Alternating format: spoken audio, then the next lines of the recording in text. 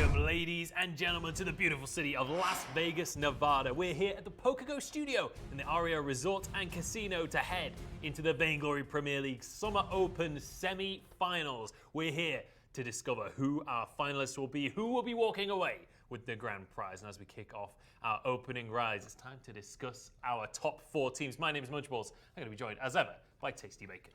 Yeah, I cannot wait to get into this one. We had a huge upset over in Europe, and now we're going to get to see if one of these teams can do the same here in North America. Absolutely. If Europe is anything to go by, the games today are going to be insane. Let's take a look at what's going to be coming to your screens over the next few hours. We'll start things off with Nova Esports up against Vision Gaming. That is an insane matchup already to start things off with. And then we have Tribe, the favorites, up against the Dark Horse Ferox. Yeah, I think the only way it could get better is if it was Nova Ferox, because then you have that rematch of a few weeks ago, but this is still going to be absolutely incredible. You can see how each of these teams have gotten to this stage of the tournament, and again, only 2 of these teams are going to be able to go on to the finals, and 1 of these 4 will not be receiving any prize money at the end of the week. Absolutely, everyone wants to be the champion. Let's remember as well, Ferox, they beat Hammers to get here. This is a team with a lot of momentum right now, but I want to talk about who we think is going to be taking things home right here. My predictions, Tribe, Nova, and then Vision. And I've got it a little bit flip-flopped where I have Vision taking home first place, followed by Tribe, and then Nova. So we both agree that Tribe is going to be getting past their matchup, but this other one is where we differ a bit. We want to know what you guys think, though, who you think is going to take this one. Make sure you get onto Twitter, get onto social media, use the hashtag of the team that you think will be able to take it all home. Yeah, and put it all with hashtag VPL and tag Vainglory Esport in the tweet as well. But let's discuss a little bit our predictions, because I think I'm pretty safe in voting for Tribe first. They have the easier semi-final matchup, and then with Chuck, they just looked incredible last week. They're not losing scrims, they just look on top of the world right now. Yeah, they definitely look strong, but I'm still going to be sticking with Vision Gaming, because what we have seen from them in the VPL has looked so much better than any other team. True. They are dominating their games. They are absolutely decimating opponents, and until someone shows me that they can take this team down, I'm sticking with them. So I've kind of flip-flopped on mine. I've put Vision below Nova, and I want to explain that because Nova is a team that, they lost in the NACL to Ferox. There's a lot of question marks around them, but I've been speaking to the players, we're looking at results. Yes, Vision looks strong, but they look strong against worse teams. It's fair to say, and it's the same with all of our other top teams. They've done incredibly well in the rounds leading up to the semifinals. But Nova's style is pure team fights, pure mechanics. Whereas Vision, they want to sit back. And I don't think Nova is going to allow them to sit back. We'll see if that's going to be the case. But over the course of this weekend, we have a couple of players that we want you guys at home to keep your eyes on. Let's start off by talking about Vision Gaming. It's Kos, the mastermind of the jungle. Yeah, Kos is just incredible. The way that he plays the game is so different than anyone else in the jungle, and evidenced by his top hero being the lean. Like, no one else is playing that hero in the jungle. He does this constantly. Yeah, on the other side, it's another jungler for Tribe this time on the other side of the bracket. Churnwalker, the top hero here for I Love Joseph. This guy's KDA, though, 10.6 as an average. That is absurd. Yeah, especially as a captain. You're one of the players who's expected to go in and sacrifice yourself for the rest of your teammates. So the fact that his KDA is that high while playing in that role is what is so impressive. Yeah, absolutely. It's such an impressive player on an impressive team as well. Honestly, all 4 of our NA teams are absolute superstar rosters. Like, I'm excited to see what Ferox can bring to the table. I'm excited to see what Tribe are going to be able to do, though, about Ferox, because Ferox had slow early games, and Tribe, they don't like to slow down. We'll talk about that when we get to the matchup, though. First off, I want to remind you guys of what these guys are playing for. Our Dollar Shave Club prize pool. It's a $5,000 prize pool for each region. $3,000 is going to be the prize for our champion. Yeah, only one of these teams is going to get that top prize, and one of them is going to go home empty-handed. But if you win today, you guarantee yourself at least $1,500. So that's why it's so important just to get to the finals, just to punch that ticket. Absolutely, they have to take this tournament one step at a time. But let's take a look at our first semi-final, presented, of course, by Playvig. It's going to be Vision Gaming up against Nova Esports. And we spoke to Left Spectres, Nova's coach, leading on into the week to see how confident Nova were in our Razer Phone. Hi everybody, my name's Left Spectres and I am the coach of Nova Esports Vainglory team. So going into these semifinals, what I believe makes our team the strongest in North America is, I think it goes without saying that we're incredibly mechanically skilled, our players. But our team's ability to communicate in hectic team fights and making rotations across the map is so high that I believe that is what makes us the best team in North America. Winning this tournament will mean a lot to us because Nova as a franchise has never gotten first place in anything, and that was what I aimed to change when I joined this team. So it'll really mean that we're actually the best in North America, like we've had in us this whole time. Looking for Nova's first ever tournament win. We'll see if they're going to have what it takes. Let's compare these two teams by the numbers though. Right now, when it comes to kills, Nova lead that by a huge margin. Yeah, but that just speaks to the play style of Vision. You know, they aren't looking for those eliminations. They're not going and trying to hunt down members of the enemy team. They are looking to just control the map, control the objectives. That's why their turrets per game is so high compared to just about anyone else. And of course, the gold per minute being way up there as well. Yeah, absolutely. Vision, definitely much better when it comes to that map control. But in this matchup, I don't know whether they get to, if they're allowed to just rotate around and take turrets. Nova know how to rotate. They'll know how to match those maneuvers. The thing is, though, you talked about the fact that they may not be allowed to go for that playstyle, but this is not a team in Vision that's going to be afraid of going in for these team fights either. You look at who is on this team, and they are still team fighting experts as well. That's what I think makes them so dangerous. Is that obviously they prefer to play that more objective focused and map control style, but they can go toe to toe with the rest of them. They can, but I don't think that Nova is going to be beaten by them in a team fight. We'll have to wait and see as we head towards our games. Let's take a look at the players that are going to be jumping onto Sovereign's Rise here today. Starting off with Vision Gaming, we're going to be seeing Shaded Talent, Cos, Tivo, Lucius, and PvP Warrior stepping on forward. Now, Vision as a roster, some of their players very much less known than some of the other teams here in the VPL, but when it comes down to what we've seen out of them so far in the VPL, this is not a roster that you can sniff at. Yeah, no, not at all. I mean, you look at them down the line, you've got former TSM, and then the rest of the roster has been stepping up in a big way as well.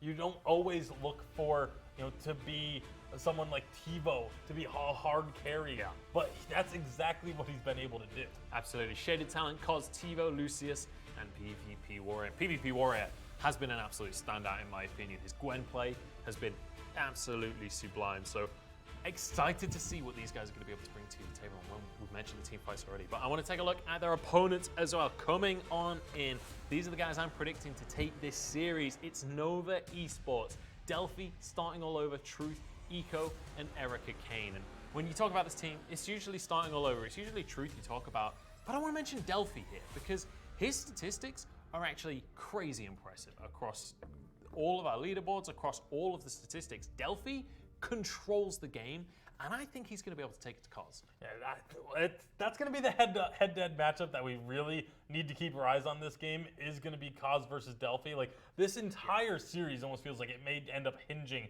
on these two players. And don't get me wrong, Delphi is a phenomenal player. I've been really big on Delphi's abilities since 3v3 when he started to make a breakout for himself as a Lance main and then started to be able to adapt to other heroes. But head-to-head against Cos, I feel like Cos has the advantage there because of the fact that he's able to bring these unconventional heroes that are very good at these 1v1 skirmishes to the table. Statistically, Delphi is the better jungler right now. I need Cos to prove it if he's going to take that title from Delphi, in my opinion. But I want to let you guys know, once again, the Autumn Open is coming your way. 20th of October is when it's all going to kick off. And you guys at home can register already. It's available right now. It's only going to be 2 weekends this time around, but there's still that $10,000 prize pool available. if you've got 4 mates and you love Vainglory, get signed up. We had all kinds of players signed up to the Summer Open. I want to see you guys at home joining in the action. Yeah, and if you don't know how to sign up, head on to Twitter at Vainglory Esport. There's a link there for you to follow to go ahead and get yourself signed up to compete for that $5,000 prize pool. Absolutely. Maybe you can be in the semifinals trying to prove yourself, kind of like Ferox is right now. We'll have to see if they can later on today. But our first semifinal for North America is underway now. Vision Gaming up against Nova. And the bans so far, Anchor first ban, kind of interesting. She's been slipping out of the bans. Can say, I completely agree with. I think that is, after what we saw in the Doom do earlier, I think that is a reasonable ban. Churnwalker and Grumpjaw as well, very reasonable. Yeah, this is going to be a very smart decision, I think, to ban away this Grumpjaw because, again, we said so much this is going to hinge on the jungle, and if you let Grumpjaw go through, that's one of these heroes that takes over the jungle early on. So I like the decision from Vision to go ahead and ban that away. Of course, again, banning away the power picks over there on the side of Nova. And then it's going to be a Samuel first pick. This is actually something we were talking about, how it's interesting that a lot of these teams are putting so much of an emphasis on the Samuel and picking it as the first carry, but now we're actually seeing it as the first pick overall. So really heavy emphasis on Samuel from the side of Nova. Especially, you know, you've got Arden still up, you've got Fortress still up, all of these very good first picks, but the Samuel going to be the priority there. It's going to be answered with a Maleen coming on through. We saw Cos loves to play Maleen in the jungle, so most teams, this is kind of either mid or maybe top lane. When you're talking about Vision, there's 3 different roles this Maleen could go to. So honestly, doesn't really tell you anything about the strategy. First Finn of the day going to be locked in. I like that lock-in. I want to see a Baron as well. Very early in the draft for a Baron. Yeah, but I think it's early in the draft, but they're confident knowing that, okay, we have the Finn to protect it, and we have the Samuel to help with these longer team fights as well. So they're comfortable knowing that they can then draft the rest of their composition to protect this Baron if need be, and they can go for a Tony still very likely, because when you have someone like Kaz, who you know likes to play the carries in the jungle, he doesn't really play the bruisers in the jungle as much. With Arden already picked, it's highly unlikely that Tony was going to go through as well. So it's actually a Lance and a Kestrel grab. We saw Kestrel earlier today in Europe. We haven't seen too much of Kestrel over the course of the Summer Open, but this Kestrel is another one of those picks that they can flex on the side of Vision. I think we could see 2 different ways this could go. You could have something like a Lorelei, or you could have something like a Fortress to round this one out. Play that, give Delphi something aggressive, send the Tony to the top lane. We'll see. It is going to be a Catherine in the end, so playing a little bit more defensive, trying to protect Truth.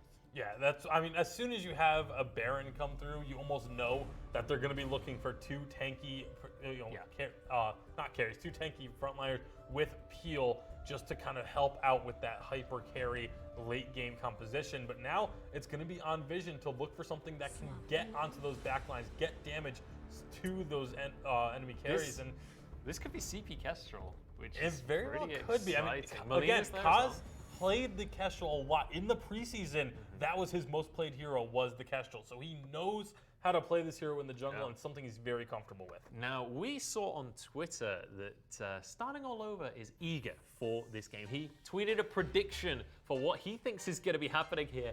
Nova 2-0 Vision, easy clap. So this is a confident Nova Esports coming on into the match. You gotta back it up. I mean, Starting All Over, usually he has been able to back up his claims in the past, but we'll see if that's going to hold true here, because Vision, even if it ends up as a 2-0, I highly doubt it's going to be an easy clap. We'll have to see. There's confident words coming out from Starting. I know that these guys are ready to jump in, but I'm sure Vision are too. It's time to get onto Sovereign's Rise, kick off our semi-final number 1 here in North America. It's Nova Esports against Vision Gaming. It's time to pass it back over to Humanist and FlashX to kick off the action. Ladies and gentlemen, welcome to our first series of the day for North America. My name's Humanist. I'm joined by FlashX, and we have a great matchup for you here. A great matchup indeed. These 2 teams, perhaps the most even matchup we have had thus far in the Summer Open. These 2 teams are very much evenly skilled. Vision on that CP Kestrel, I think, does have a little bit of early game advantage. Cause in a little bit of trouble, gonna get Vanguarded out. Who's in trouble? Action. Delphi's low. First blood will go the way of Vision. As they establish control in the jungle, they'll be getting a crystal buff for themselves as well. A great start. And Flash, I gotta agree with you. Most of these series we come into, and there's like a clear advantage to one team or a clear favorite. Eco goes down. What a glimmer! Cause showing up big here early, and boy, does he need to. I think a lot of Vision's success in this series is going to fall on the back of Cause picking up a kill and assist for himself this early on CP Kestrel that he plays so well is super important. However, looking at the draft, I actually have to give the advantage over to Nova. I like Nova's draft just a little bit better. They are going to struggle here a little bit early on the burst damage that, CP Kestrel and Maline has. But I think that as Nova starts to ramp up, the Tony and Catherine combination is so hard to deal with. It's so much crowd control. It's such a tanky front line. Once Catherine has some cooldown built up, she's going to be able to reflect a lot of those glimmer shots and just negate a lot of the poke damage coming out of Vision. And that's something that Vision is going to have to find an answer to. I mean, you talk about the Catherine and Tony, but it's like how this Finn as well. That front line is thick as thick can be. And you have two of the best, the Baron and the Samuel. They're just going to be throwing damage from behind those strong front lines. I think it's going to be great for them. But already, Vision showing that they can apply damage onto key targets. I think, Cause, he's going to be looking for those nice angles. Vision's going to be pretty important for Vision Gaming as well as Nova, just to make sure that they're not caught by surprise. Absolutely. It's also super important to note that Nova is actually not going to have Erica Kane for today's matchup. It's Eddie All stepping into that top lane. Erica Kane has looked so good throughout this Summer Open, starting in a bit of trouble.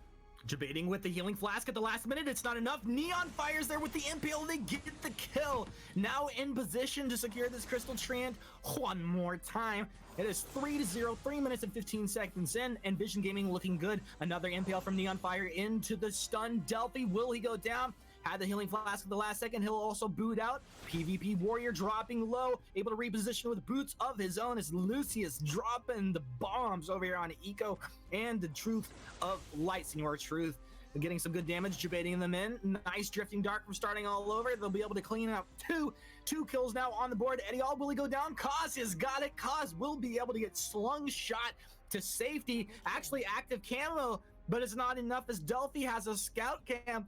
And Flash, these teams are just throwing blows.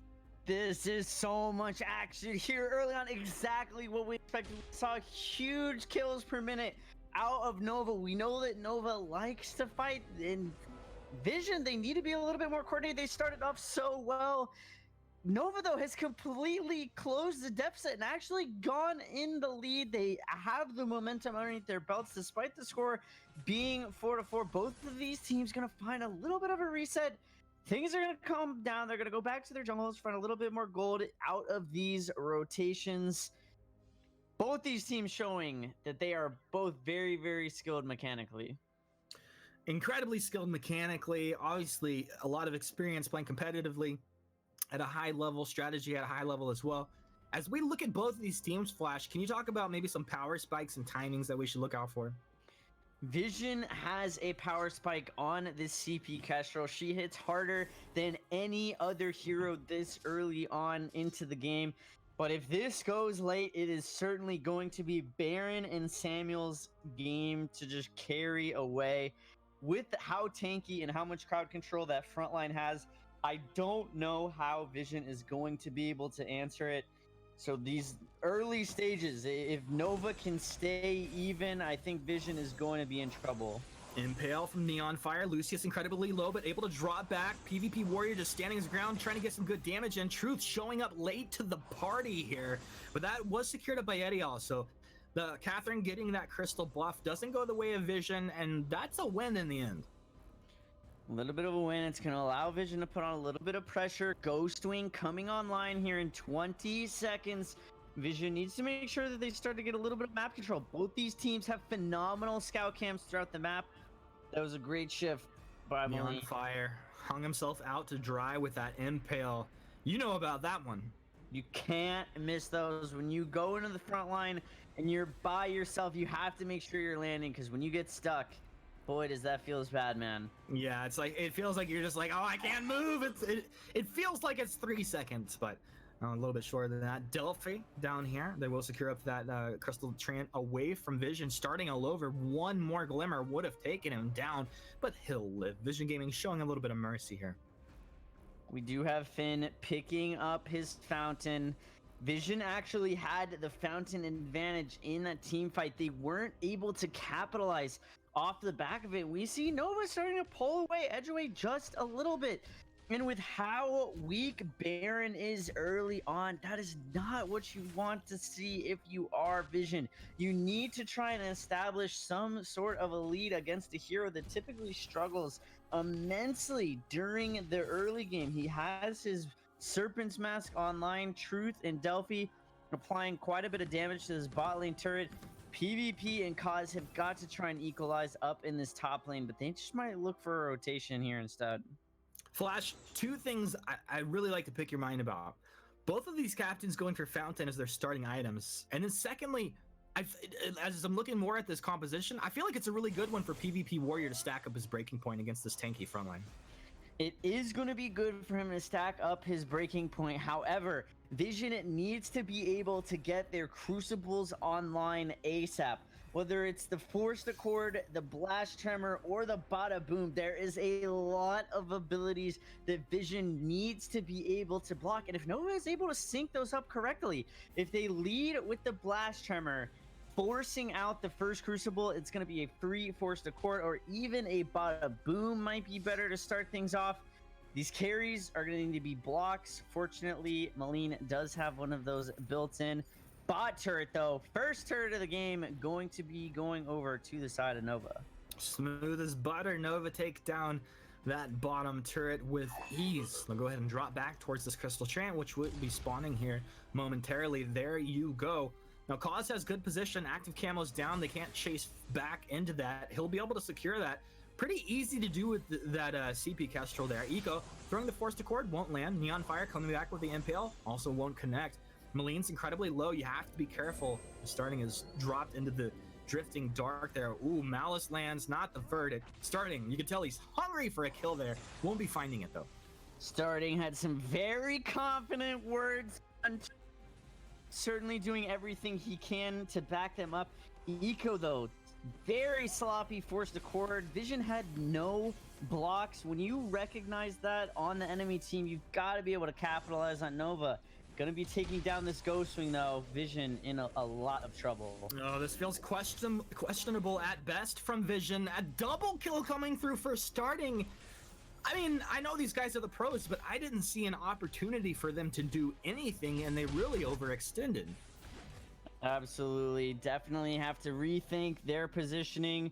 Whoever the vocal leader is, their shot caller, they need to be able to find some composure, get their team back under control, because right now they're just running around feeding gold and kills over to the side of Nova. And Nova, with the better late game scaling comp, that is very, very scary. I think it's also important to point out how Lucius is building the Maline. This is not like your Aftershock Maline, so he's going with Dragon's Eye to start. This guy wants to ramp up his damage. Then if you couple that up with the fact that Vox wants to play very similarly, it just means like these guys aren't really ready to fight. Like they have to get PvP Warrior his breaking point. They need to make sure he secures that item as soon as possible. He's sitting around in that safe lane. He's about 300 gold away from completing it. Cause for the first time in a while. She'll be able to secure his crystal buff as it spawns here very, very quickly. Starting an Eco, though, do not want to give it over to him for free. They don't want to give it for free. Eco has Forced Accord, not going to pull the trigger on that. They move in, realizing that's what it was taken just before they could get into target position there. Truth moving up from the bottom river, as this is going to be actually a solo kill from Edial onto the Vox here. Not what you're looking for, PvP. PvP sitting at 0-4. Huge Forced Accord coming out of Eco. But a bigger Impale into Githian Wall combo. I mean, that was some nice peel from Neon Fire. That was exactly what he needs to be doing. His team should definitely be thanking him for that one. But PvP 0-4 on this Vox. Things falling apart for him. Kestrel unable to capitalize too much on her early game strengths. A lot of that damage is going to start falling off very quickly, especially as some of these slumbering husks start to come online. Breaking point is up for PvP Warrior. Maybe a turning point for them. Impale into the wait for it. Gauntlet drop down as well, but Lance is the first to fall. Now Edial making his movement from top into mid as the Ion Cannon will clip Cause. Cause is in a bad place. Bada Boom will go ahead and reposition Vision Gaming in the absolute worst position they want to be. Double kill comes through for Truth as they just begin to pick Vision apart. 13-5, under 12 minutes, really picking up a lot of speed here. Nova controlling the tempo of this game. Aside from the first rotation, they're certainly looking like the better team at this point. I think that they're doing a good job at exploiting why Kestrel really isn't in the meta as a crystal powered jungler anymore. Dog, don't blame this on Kestrel right now.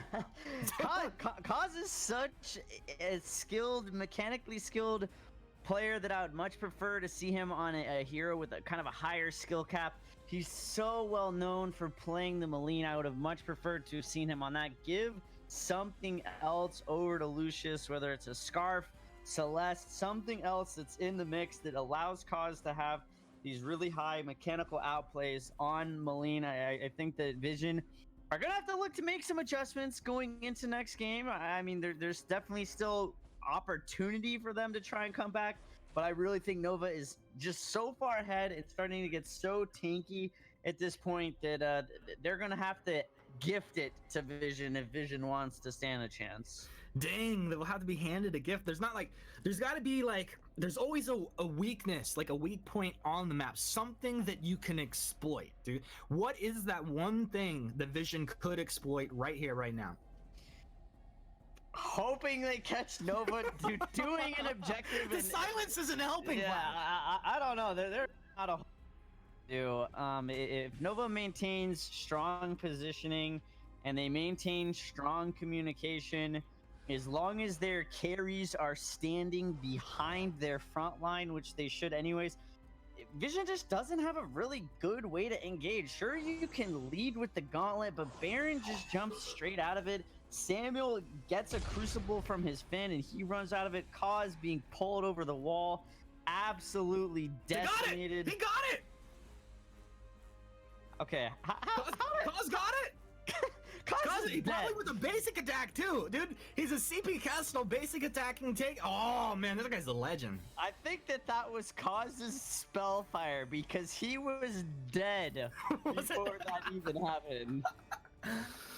Dude, I'm telling you, the CP Kestrel, basically the only thing keeping them in the game. Cause like I said, it is on his shoulders to be able to carry this team. Nova though, literally melting Blackclaw before he can take a single turret in their front one. That is not something that you see too often. And Nova just going to be able to continue the aggression on to Neon Fire here in this bot lane. Neon Fire, if you live through this, it would be great for your team. He will do so. Got to be happy about that one. As we approach the 15-minute mark of this game, almost a kill a minute over here for the side of Nova. You know, they really came in hungry. They took a beating in the first minute, but flipped the script on its head. And it just looked really clean. It's great to see both teams, you know, performing at a high level. Both these teams want it. They practice, they scrim on a very, very consistent and regular basis as to be expected of players of this caliber. Ghostwing back on the map now. Nova's in pretty good position to just go for it. And Vision is not really in a spot to be able to contest. Nova controlling the Vision across the entire Sovereign Rise. They have great scout cams everywhere. It's very hard for Cause to be able to find some sort of a flank.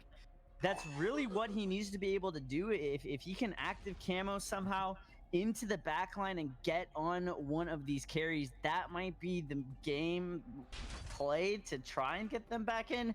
Nova starting up this Ghostwing though. Will be interesting to see if Vision decides to contest. PvP Warrior pops the level 11 weapon and infusion. They'll move down, Impale on the starting, Gythian wall to follow. Gauntlet comes on down, wait for it as well. Is there enough damage coming out? It feels like the damage is coming out the other way, and it's a bada boom for all bada booms. PvP Warrior runs with his tail tucked between his legs. Lucius can't do anything. They just got picked like a booger. 3 go down. Nova lose nothing. They take everything. They do indeed. Shaded Talent doing what he can to try and stall. That just shows how far ahead and how much better Nova's comp scales. Edio wasn't even with them for that engagement. That was a 4v5 with Nova tanking the Ghost Wing, and Vision still lost it. You gotta be able to find the blocks onto either the Bada Boom or the Forced Accord. PvP, see you later. There's Shaded Talent and Edio having a little bit of fun over here. And I think that that's good. I mean, Nova knows that they win the engagements 4v5. Why not turn it into a 4 versus 4? Just making sure Shaded Talent has no way to protect his team. If he's smart, he's going to... I mean, if he's not going to try to just run out of it, he should just go ahead and die to one of these turrets, because he is wasting time at this point. With the Ghost Wing buff online, Kaz getting caught in a little bit of trouble. Kaz, bad place. Little trash talk from Delphi. Where is your sportsmanship? You're gonna trash talk right in the middle of a game. Shaded Talent still doing nothing to help his team. What a legend. How is this guy still alive? He's such just a legend. Edio's just making sure that he cannot go and help his team. I'd like to think Shaded Talent just is unkillable. he probably wishes. He only has 1 death to his name. He does have 3 kills, which I guess he can personally feel pretty good about, but his team getting pummeled across the rest of the map. Self-crucible in a fountain will keep him alive for now. Edio having a good time playing with his food here. We'll go ahead and continue to chase. A defensive self-gauntlet as well, but yet not the debate that they needed to get that kill on the Catherine. Shaded Talent just used everything he had, though, to try and get out of that. He's not going to have a fountain. He's not going to have his boots. He's not going to have Gauntlet. Surely Nova will be able to close things out right here. Is Maline. Oh, my Lord. This one's over. This one's over, team. It's just a matter of time. People are just getting blown up now. Baron's online, 944 damage per attack coming through. Truth, just having a good old time on this Baron. Not like a CP Baron we see out of PT Lamb, which is just so incredibly powerful, though, Flash.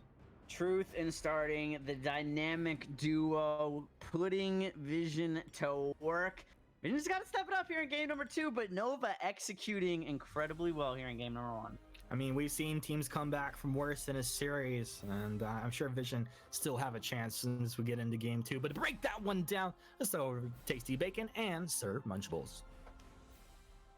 Thank you, Humanist and Flash, for the quality casts, as always. Now, Nova are going to go 1-0 up in our semi-final. They are 1 game away from heading on into the final, and I sure would feel like a fool if I'd predicted that Vision would win this series. Right, Greg? I mean, it's not over yet. It's not over till it's over, but Vision just did not look good in that game. I'm just going to come out and say Vision did not look good in this game. I don't know if it was a mentality issue, because they definitely looked a bit tilted towards the end of that one for sure, but their decision making was not crisp. Their movements throughout the jungle early on was not clean. Like, they weren't sticking together. They started off getting a bunch of kills, but then they just kind of split up and branched off into multiple different areas of the jungle and got cleaned up. Let me explain it to you, Greg. Here's how it happened. They were even to start things off, and I was saying that Vision will try and rotate and Nova will match them and win the team fights. But that continued. isn't what happened. They were even. Nova then wins a team fight, tips the balance, and didn't let go of the game since. It's pretty much how I predicted it. It's pretty much what happened in game actually number 1. not how it happened. Anyway, let's take a look at the Vision that has been doing well so far in the tournament, and our Rockstar Rewind is, honestly, in week 3, they looked indomitable. Yeah, they looked absolutely dominant. This is why I had them picked to be the team that wins the whole thing because of how clean all of their movements were, how decisive all their team fights were. You can see the path that they took to get to the semifinals, taking out Witch Doctor, taking out Jenners with the default win there, but we only got to see them in that one game. It looked very convincing. Maybe that time off had ended up hurting them. I don't know, but something has to give because they will need to improve dramatically going into the next game. Absolutely, and we can take a look at what Nova did during their quarterfinal victory in week number 4. They were against Vegetable Juice. They was trash talk before the game, and Nova brought down the hammer in game. Yeah, absolutely. Vegetable Juice was feeling pretty confident into their matchup, but Nova absolutely brought them down. An incredible performance from Nova. Probably the strongest that Nova had looked up until that point, or up until this point, I should say. And they absolutely took care of business. You see, with the 2-0s against Liberation X and against Vegetable Juice, Nova probably having the toughest path to the finals of any other team. Yeah, I think that's absolutely fair to say. Now, one of the big things in this matchup that we were talking about before the games began was Delphi versus Cos. And honestly, if you're going to pick something like Kestrel, I know Cos likes to play Kestrel, but Tony versus Kestrel 1v1, I give that to Tony, especially in the early game before Kestrel has those items behind her. And honestly, in game number 1, Delphi definitely won out that jungle matchup. Yeah, absolutely. I completely agree with what Flash had said during the game of, put the Maleen onto Kaz, something that he's been dominating with recently, and get another carry in there for Lucius, because the Kestrel, there's a reason why not too many players are really going for this Kestrel or putting any emphasis on this Kestrel, and she just, in this current meta, she doesn't really have as strong of a place as she used to. Absolutely. Now, I want to point out a statistic from Delphi as well as we take a look at our rankings for our semi-finalists here. For KDA, mostly it's Tribe completing the table, but Delphi is sitting pretty right at the very top. He's played 4 games and still has a 12.5 KDA across the course of 4 games. That is an insanely impressive statistic to maintain over that many games and in the jungle role as well. That's not a role that you usually expect crazy KDAs for. Yeah, absolutely phenomenal job. Again, Delphi has been doing phenomenally well. He's also one of the highest kill participations of anyone not on Team Ferox. So really impressive stuff from Delphi. I've been very much impressed and enjoying watching him play in this tournament. Yeah, absolutely phenomenal stuff coming out from these guys. I'm excited to see what they have in store as we head towards game number 2 now. And we'll see if Nova can push this to a 2-0 and waltz on into the finals, or if we're going to see a bit more from Vision. I want to see more from Vision. Like, coming into this series, Vision, they're the highest seed. They're technically the favorites here. And Nova, in game number 1, done a fantastic job of upsetting them. Yeah, it's really, again, it's pretty surprising to me how flat Vision came out looking after they got those 3-4 kills right off the bat, but then didn't stick to their usual game plan. They kind of split up and then started getting picked off. You saw PvP Warrior fall twice solo to a Catherine in top lane. Like, that should not be happening. That is almost inexcusable at this level of play. So definitely something was going on with Vision in game number 1. And they need to figure it out for game number 2 if they're going to have a chance here. Absolutely. Now, Vision going to be banning away the Baron and the Samuel. So they're like, okay, these carries worked for you last game. Let's just take them off the board completely. And I'm curious, where Nova go from here with that? Kensei is open. He made it through the bans. Churnwalker and Anchor with the bans from the side of Nova, which opens a huge question of how confident are you, Vision? Maybe looking to lock the Maleen anyway. Kensei open. Nova are going to be willing to go for that. I don't know if they are, because Nova is the team that has been leaving Kensei open consistently throughout the VPL and not picking it themselves either. So they just don't put as much priority on the Kensei as any other team in the entirety of VPL, and that's both regions. Like, it's kind of surprising to me how frequently they leave it open, but the fact that Vision didn't want it, it either means that Vision is not comfortable playing it, or they are confident knowing that Nova is so unlikely to pick up the Kensei that they could potentially take it on their second rotation. If that is the case, then this is a masterclass from Vision right here to know that Nova won't pick up that Kensei pick. We've got Tony and Grumpjaw locked in for Nova. Incredibly strong picks. Like, you expect these to go probably top and jungle, and Yeah. you expect both of these to pretty much win their matchups. They are kind of top meta picks right It now is in their Finn respective taking roles. the Finn away from Nova and then grabbing the Kensei as well. So great job by the side of Vision Yeah. doing their homework and knowing that, okay, Nova doesn't ban the Kensei, they don't pick the Kensei. Also- That means they don't think very highly of it. Most teams don't like to pick especially something like a Kensei that's so, it telegraphs exactly what you want to do with the rest of your comp as well. Most top teams don't want a hero like that in the first 2 picks. Kensei, I think, is an exception to that rule generally, but clearly Nova not wanting to lock in for that. Now I'm going to go with a Celeste here. And honestly, this is already the draft's looking like we're going to have one team trying to force the hard engage, that'd be Vision, and Nova trying to kite back, trying to hold on as long as they can, trying to stop that Kensei from racking up kills. Yeah, and it almost makes the Grump Draw not fit into this composition anymore, because if you're trying to kite away from a team fight, the Grump Draw doesn't do that well unless he's able to eat someone eat and the then get a Kensei, movement that's speed. big thumbs up from me. If he can eat the Kensei, then get the movement speed buff from Arden to get back and just kite away with the rest of your team, that can work out. But like obviously, again, typically when you think of Grump Draw, you think of that aggression and going in early, winning early team fights. So now it's gonna have to kind of change up how they're gonna play this Grump Draw versus the norm. I'd love to see a Lorelei or a Grace here just to back up the Kensei, go with the 2 carries. They're actually going 3 carries. They're going straight aggressive here. I'm curious. I assume Koz is going to be playing the Maleen in the jungle. No, actually swapping over to the Reza. So Maleen going to be given over to Tivo, clearly deciding they want to change their styles here. Koz going with the Assassin, but still going with that aggressive pick for the jungle. So very interesting to see that it's Tivo coming in for Lucius now instead of Neon Fire. Neon Fire came in, we figured it was Neon Fire in for Tivo, but now it's Lucius that is not going to be playing in game number 2. So very interesting to see from the side of Vision. Yeah, absolutely. And we've got starting playing the Celeste as well. It's a pick we know him for. Nova, not the style that I would have expected them to go with. This is quite a pass. It's a team fight style, but you want those long drawn out team fights. Usually I'd expect Nova to go with things like the Fortress, go for that kind of hard engage and force the issue. Yeah, and also keep in mind, up against a Maleen Reza, and Kensei, like those team fights are not going to be long drawn out team fights generally. So we'll have to see if Nova can kite away effectively. Yeah. If they can do really strong kiting and force those fights to drag out, then they can start to turn around. But if Vision is able to get in the thick of things right off the bat, it's going to be very quick kills. Honestly, this should be an awesome game. It's all in Nova's hands. If they can pull off their team comp, we'll have to see though. It's Nova going up against Vision. A fight to see who will make it to our finals. I'm going to pass it once again to Humanist and Flash X to take away game number 2.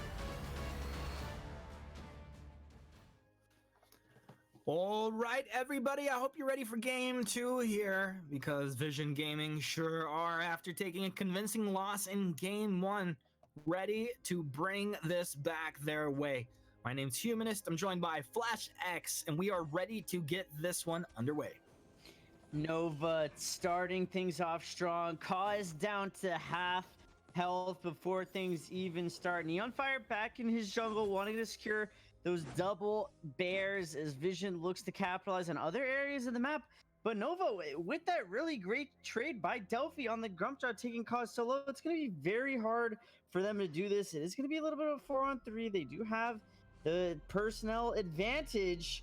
Delphi That was a kind of low. bold move. I like that you jump in with the Grump Jaw, and then you kind of just slingshot him with that Vanguard, makes him incredibly tanky and allows him to jump in there. But the return damage coming back the other way was quite respectable out of Vision. Means Crystal Trance will be traded 1-for-1, being Starting and Truth up in the top lane. They can shove that out and then get back to business. Back to business as usual. Vision, on the other hand, making a little bit of a roster change, taking out Lucius, putting in Tivo. Cause's brother, he's definitely going to look to have a bigger impact this game than Lucius did last game. He is still going to be on that Maleen in the mid lane, and hopefully he can find the openings and opportunities to be able to capitalize on a lot of that burst damage. Looking at the drafts again, though, I've got to give it over to Vision, or Nova, excuse me. Whoever's drafting. You said Vision? No, Nova.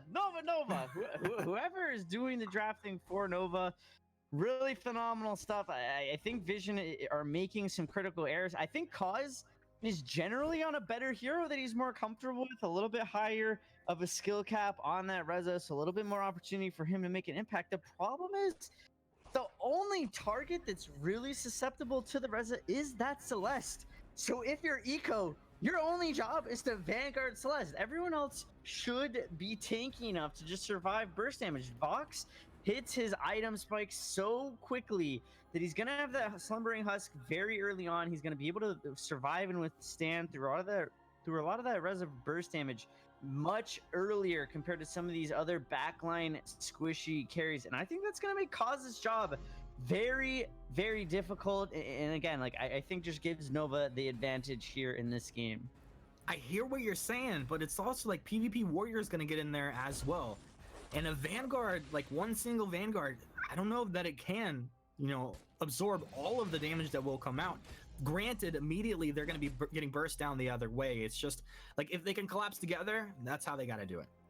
Yeah, collapsing together is going to be very important. PvP going under turret, looking for Tony, not going to be able to find it. And yeah, there are going to be a lot of heroes looking for that Celeste. If Celeste is left uncontested in these engagements, Vision are going to lose just straight up. So that is going to be crucial.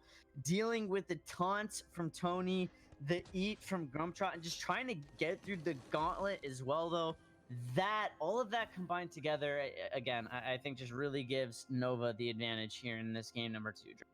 I feel like, the way you break it down, it almost puts a bit more pressure on Shaded Talent to land some good forced accords, like more than typical in most games.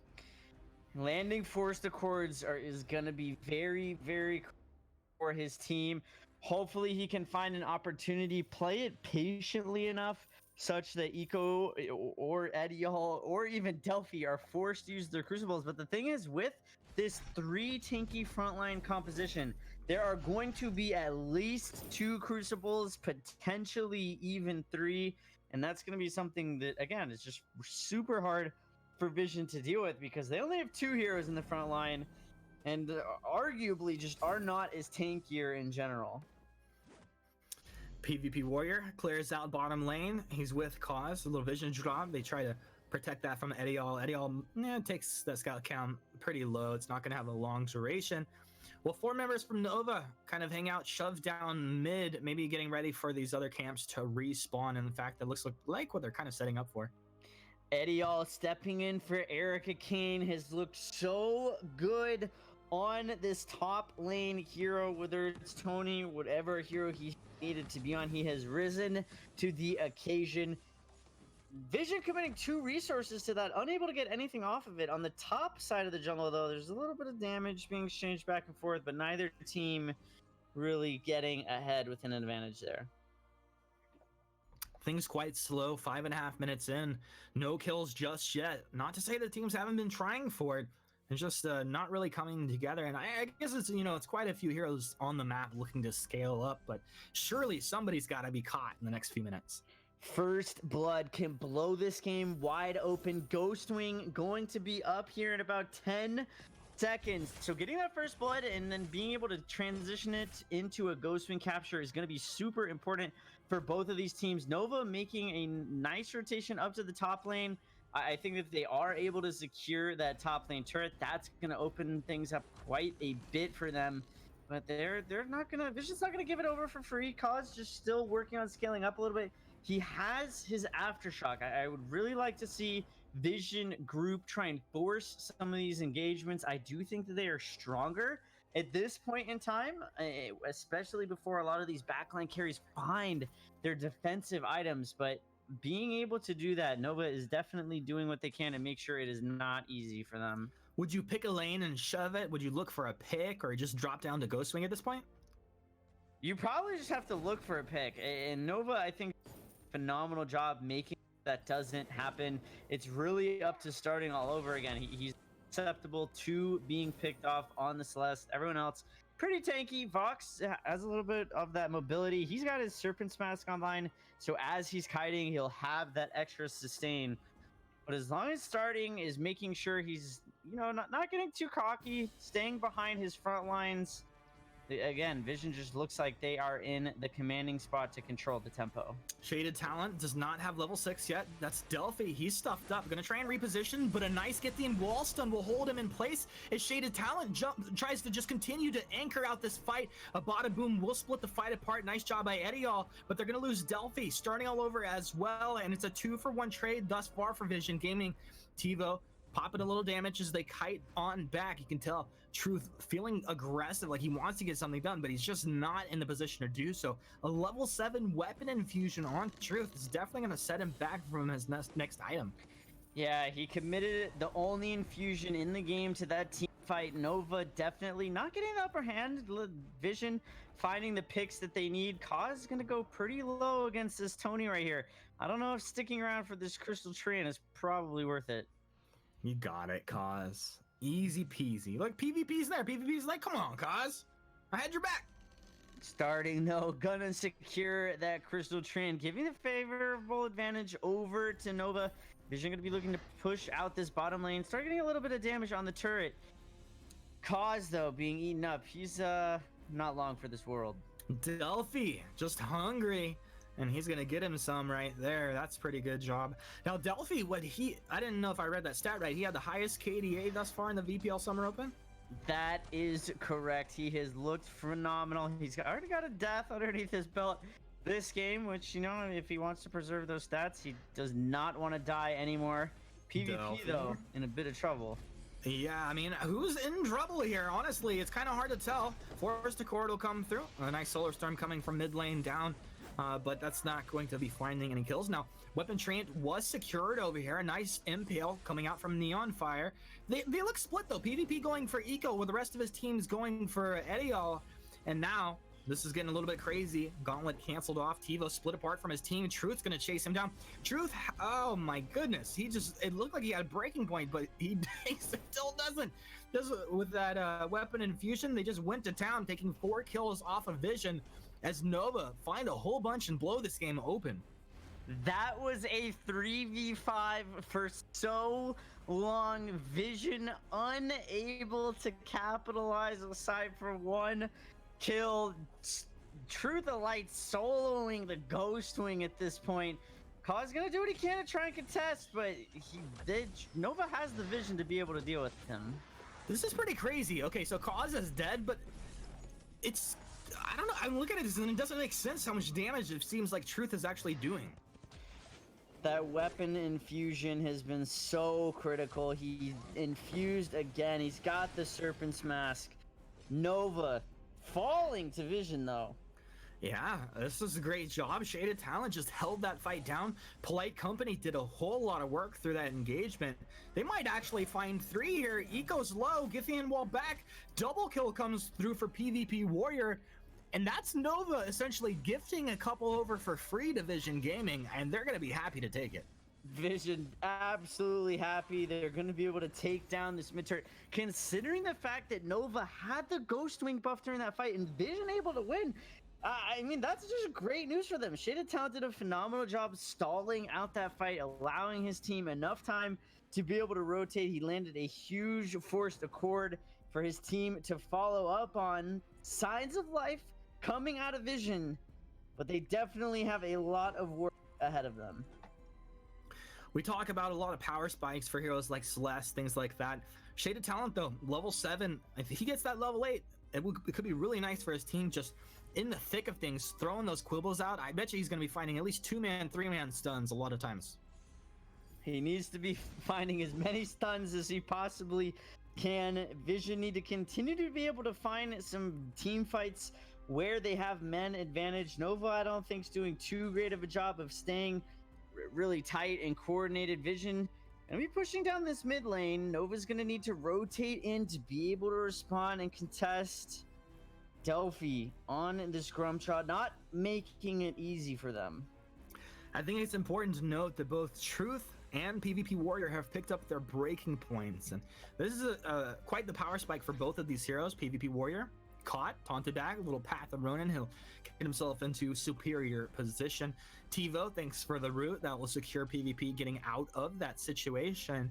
And we're 12 minutes in, tied up 7-7. Black Claw lands on the map. and things start to get a little sketchy here.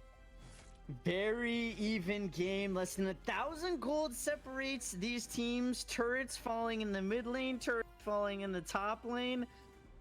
Nova, they recognize that Blackclaw is now online. They want to force Vision back, trying to establish some control of these buffs. Starting needs to make sure he's still standing behind his front line, though, if they want to continue to be successful in these team fights. You can tell Nova almost kind of like baiting out that force to cord Vision, not going for it though. Actually, Cause jumping onto starting. They're able to kite back. Cause, you got to get out. Cause looks like he may go down before Neon Fire even gets to the fight. He does so indeed. Gauntlet comes back down the other way. This fight going great so far for Nova. Truth gets onto Neon Fire. That's just going to be stacks on his breaking point. Shaded Talent, there's nowhere to go. He's dead. This is a complete disaster of a fight. Oh, Vision Gaming, you're done. Trash talk not even needed. 15, 16 breaking point stacks for Truth at the end of it. And there was just like no chance. Once Cause had overextended that far, it was over. When Cause goes in like that, he has to be able to find the kill. Unable to do so. Great kiting and peeling out of both Eco and Eddie. All Ghostwing going over to Nova. Now Blackclaw going to be falling very, very shortly behind it. Vision might want to contest this, but against the Ghostwing buff, that's just so hard to do. PvP Warrior on this Kensei. Gonna look to push out this bottom lane. It's going to be a lot of gold in his pocket, but right now he's just so far behind this Fox, who already has his Serpent's Mask and breaking points online. Truth has been infused with what seems like this entire game, and he has certainly made great use out of those infusions. He really has. I think it's one of the greatest showings of an early weapon infusion paying off. Now, when he bought it on that first fight, it didn't really go their way. But everything since then, you could just see every attack coming through. Big difference. Now, Zelfie, looking for a target there. Not going to find anybody. Still has that stuffed up and ready to go if they get into an engagement. It's all about protecting the Celeste. Let Blackclaw be the front line for your team. And y'all looking for that taunt. Won't find it. TiVo taking good damage. Delphi stunned up as he goes over the wall here. Still has that ultimate ready to go. Starting all over, taking a bit of damage. Cause needs to get onto target. PvP Warrior was doing his best. Solar Storm comes through, dropping them low, but it's Delphi the first to fall in this fight. Now they're onto Truth. Truth getting a lot of barrier out of that Vanguard. They're immediately able to turn it around. With PvP Warrior down, this looks great over here for Nova. The Cause throwing blows. Cause actually trading out much better than I expected. TiVo trying to do something. They keep splitting like, I don't know, 75% of their damage on the heroes, 25% of the damage onto Blackclaw. At the end of it, the turret and the armory go down. So Nova with a successful push. Nova definitely happy about that armory take there. However, look at the gold lead. I mean, Vision is keeping this very, very even. Less than 1,000 gold separates these two teams. Vision picked up some huge bounty kills during that push that they have to be feeling really happy about. The amount of burst damage coming out of Cause right now, super scary. Truth did go for that Aegis first item. I think he probably should have looked for a Slumbering Husk. He's definitely concerned about all the CC coming out of the side of Vision. Starting at the start of that team fight, kited away from his team in the complete opposite direction. I think that if they find a little bit better communication and synergy and he kites in the same direction as them, where he is still able to position behind those tanky front lines, then that push just completely opens up the game for Nova. Unfortunately, not going to happen right there. And Vision, you know, still hanging on by a thread. Ghostwing back online, and Vision definitely doing what they can to get some vision and make sure that it's not being given over for free. I mean, if that's the name of your squad, that's something you better be controlling, or we will be trolling you about it. Vision Gaming in position right here as Ghostwing is being captured up. Eddie also in the back of the fight. Has Bada Boom ready to go. Neon fires in, disrupts the beginning of the fight. They need to get some follow-up damage. Gauntlet comes down, splitting Vision Gaming apart. Starting's on the back of the Gauntlet, exactly where he wants to be. A Force to Cord lands on 4. Do they have the follow-up a Solar Storm comes through for starting as he stands his ground, but a 2-for-1 trade and now 2-for-2. They are going to be losing Eddie All. No, Neon Fire. He's hanging back. Truth's on target. Truth's going to be getting that kill. He's going to get TiVo as well. Now PvP Warrior left for dead. As well, no, TiVo actually stays alive a little bit longer than I thought.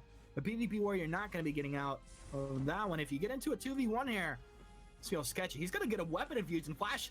Is he going to go for this? He's on to Truth. A little slice to Daisu. Lotus Strike himself out of harm's way. Why does he just buy time here? Like, this is so sketchy of a situation. This is very hard. He needs to be very careful at this point. I think he really just needs to look for the steal, make Delphi on Grumpjaw take as much damage as possible. He's gonna go for it. He's in a bit of trouble. No. Solar Storm. There you go. Secured. Ghost Wing secured. Nova, that's a huge objective to be able to capture. PvP is not out of harm's way completely. Delphi could force this engagement. Instead, he's just going to force PvP backwards. Black Claw coming online. 10 seconds.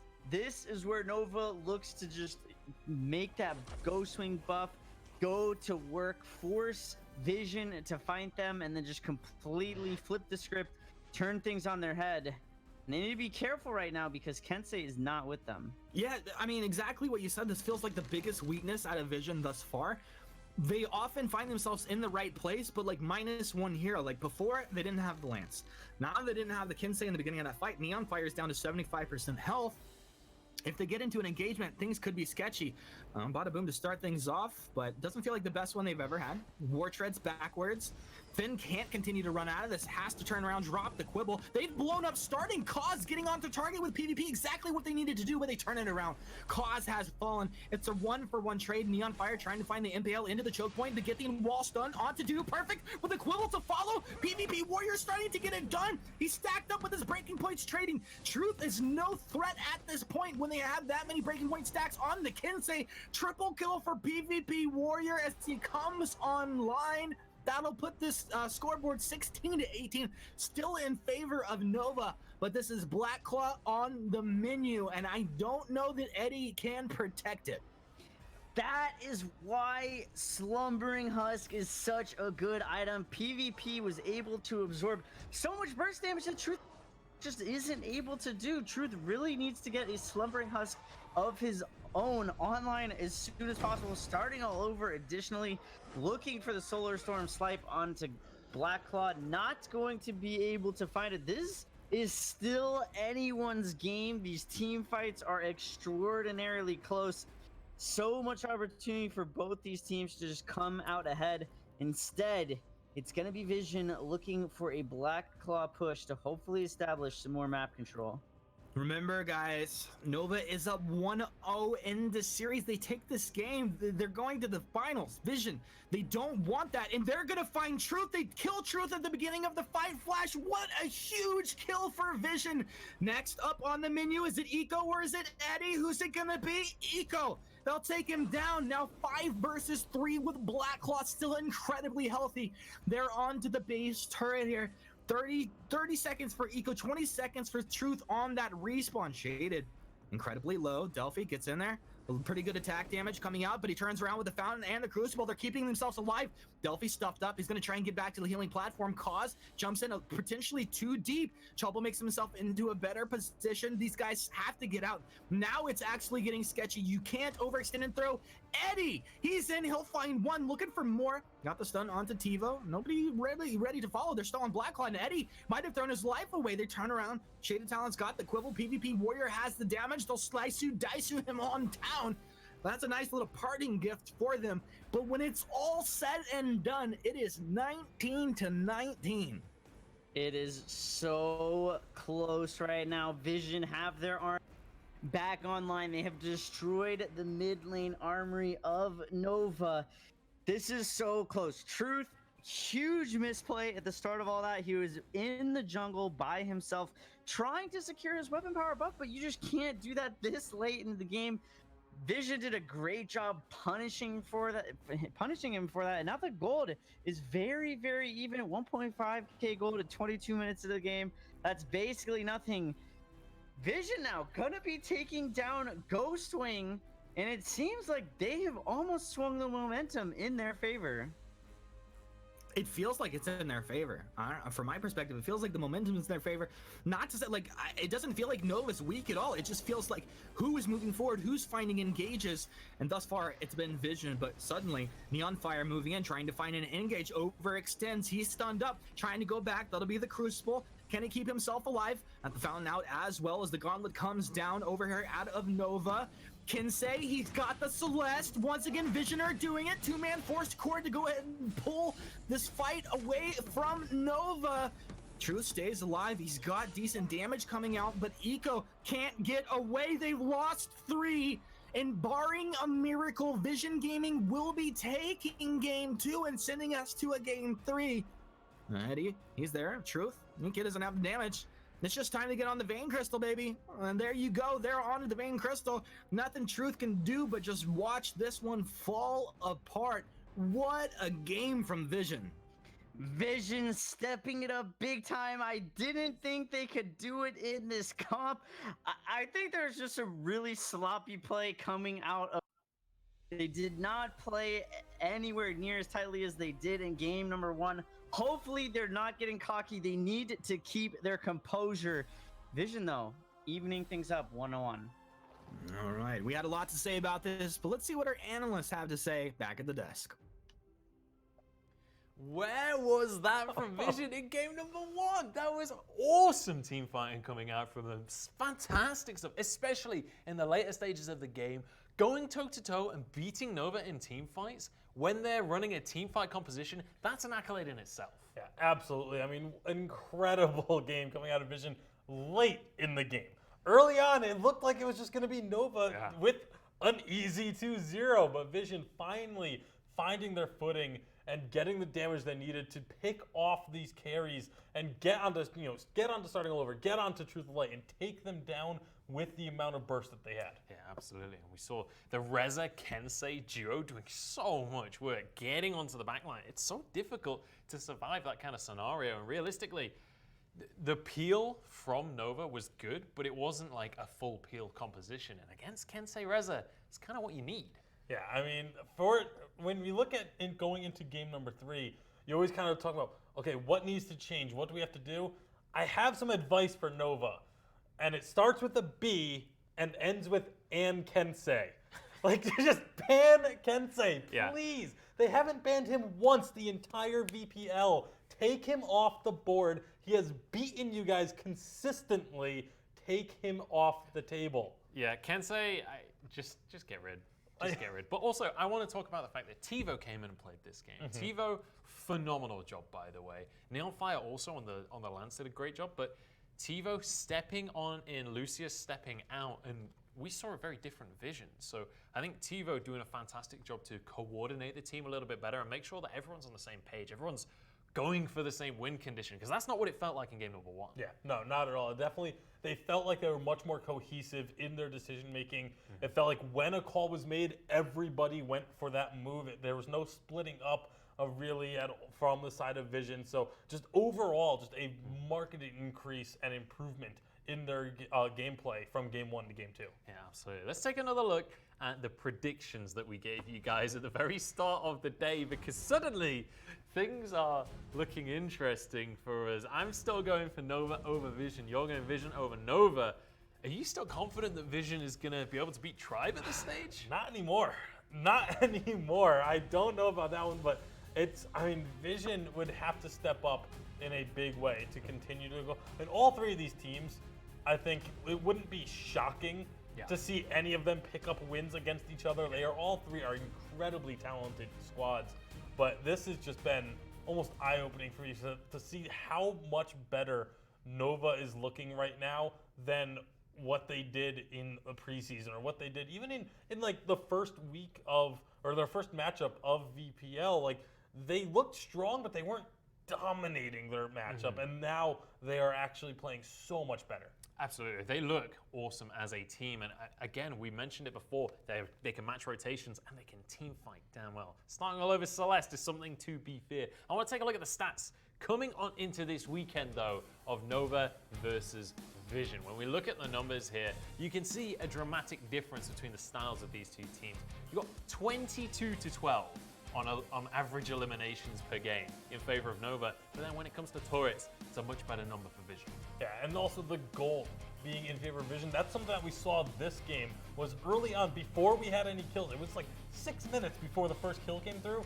Vision did have a slight gold lead at that point in time. So when it comes to just straight up farming of one, back and forth against each other, Vision does have the advantage there. So it almost feels like Nova has to be pushing the issue, has to be looking for those kills to try and slow down Vision's farming abilities. Absolutely. And I mean, one person that has been pushing the issue when it comes to kills is Ediol. Can we just take a second to appreciate that Ediol, game 1, got 2 solo kills as Catherine, then game 2, more than happy on Tony to walk up 1v4, taunt someone, just trying to force them to, just trying to bait them in so that his team can be doing things and elsewhere. There was actually an instance where he did successfully do that. He baited the entire team in.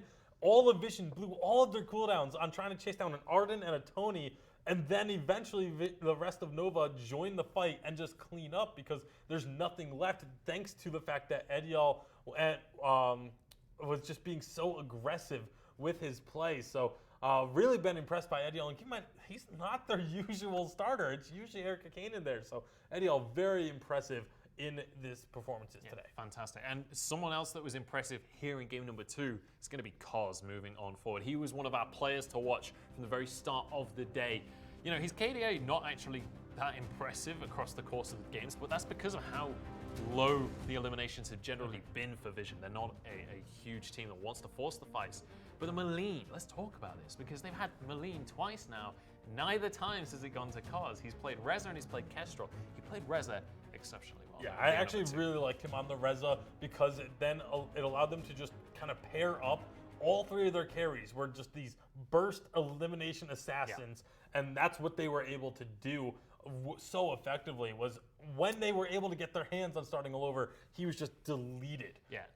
I mean, one big thing that I think we need to touch on when it comes to Cos is, coming into this series, coming into the VPL, Cos has a reputation of being kind of the mastermind of the jungle. He's the guy that knows how to play the map. He's the guy that is going to get up in your grill, get in your jungle, and take camps away from you. But Delphi has been doing a phenomenal job to match him, to get in Cos's head. And honestly, this is one of the best jungle-on-jungle matchups I think I've ever seen. Yeah, it has been very fun to watch. And this game 3, I don't anticipate it being any different. Nova finally going to take Kensei off the board. Yeah. That's it. I changed my prediction. Nova's going to win now. They took Kensei off.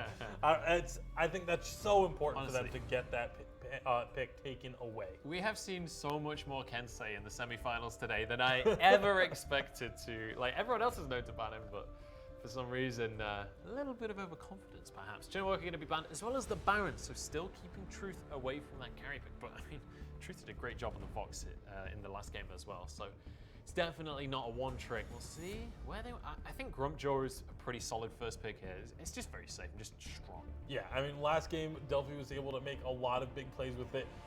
Unfortunately, for him, wasn't able to get the win with it, but was able to, early on especially, just start up fights along with Ediol and just go in and be so aggressive that there was no choice but for Vision to respond to it and try and focus him down. But when you're focusing down a Grumpjaw, that means the carries are going untouched. So that's what makes Grumpjaw so dangerous, is the fact that he has that kind of, you have to focus me, but you really don't want to be focusing me attribute that only a few other junglers have.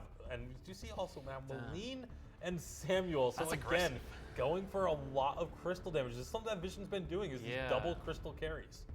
I would love to see something try and force a hard engage composition, lock in something like a Fortress and a Tony here, take away all of the good junglers and force a hard engage composition, then round it out with like your Voxes and things like that to follow up. I don't think that will be coming out. I mean, Finn's going to be locked in here. You say take away all the good junglers, but with Samuel already there, it's likely to be Maleen in the jungle for the side of Vision for Cos. Maleen could still be top. It could be, but it's most likely going to be going to Cos at this point. We'll see where they decide to round out. They do get the Tony, so obviously Fortress still available, but I don't think Fortress is the play you go for with Grumpjaw, Tony, Finn on the other side. I think with Finn, they still go Celeste. They stick to the Celeste. It's been working for them. Starting Celeste has definitely not been the issue with the drafting so far, so I think that's very solid, and then you just give Truth something like a box again. Yeah, they're going to grab the Arden for the side of Vision, just making sure that they get one of these big utility frontliners on their side. It looks like they're leaning towards this Vox again. PvP Warrior in game number 1 did not look very good with the Vox, so we'll have to see him step up in a big way if that's the route they do want to go. But they are going to lock him to Lance, and this final hover is on Rona, so we could end up seeing them do this. PvP Warriors, again, one of these players that is known for a lot of these unconventional picks. He wants to force fights, and Rona is a perfect solution to that.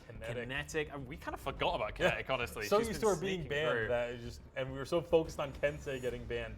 It kind of slipped through the cracks and ends up getting picked up late. So that's a very strong weapon power carry for the side of Nova. And again, lots of protection for him as well. Scarf, I don't know. I think Celeste would be better just because you've got that Lance that can body block a lot. But I think Scarf's still very good, especially when you've already got Finn. I think it's much safer because you've got less body blocking coming on through. I actually quite like the composition coming out from Nova. It's quite versatile. This doesn't feel like a composition that has a singular win condition. It feels like they can pivot across the course of this game. Yeah, they can go in and just eliminate a target if Kinetic and Grumpjaw can get their hands on them. It's going to be Kestrel again as his last pick, but again, likely to be a weapon Kestrel, I would assume, for PvP Warrior, because otherwise, where's your weapon damage going to come from? So very likely going to be PvP Warrior on the weapon Kestrel, and that's going to be a little bit of a different look for this Kestrel than what we saw earlier.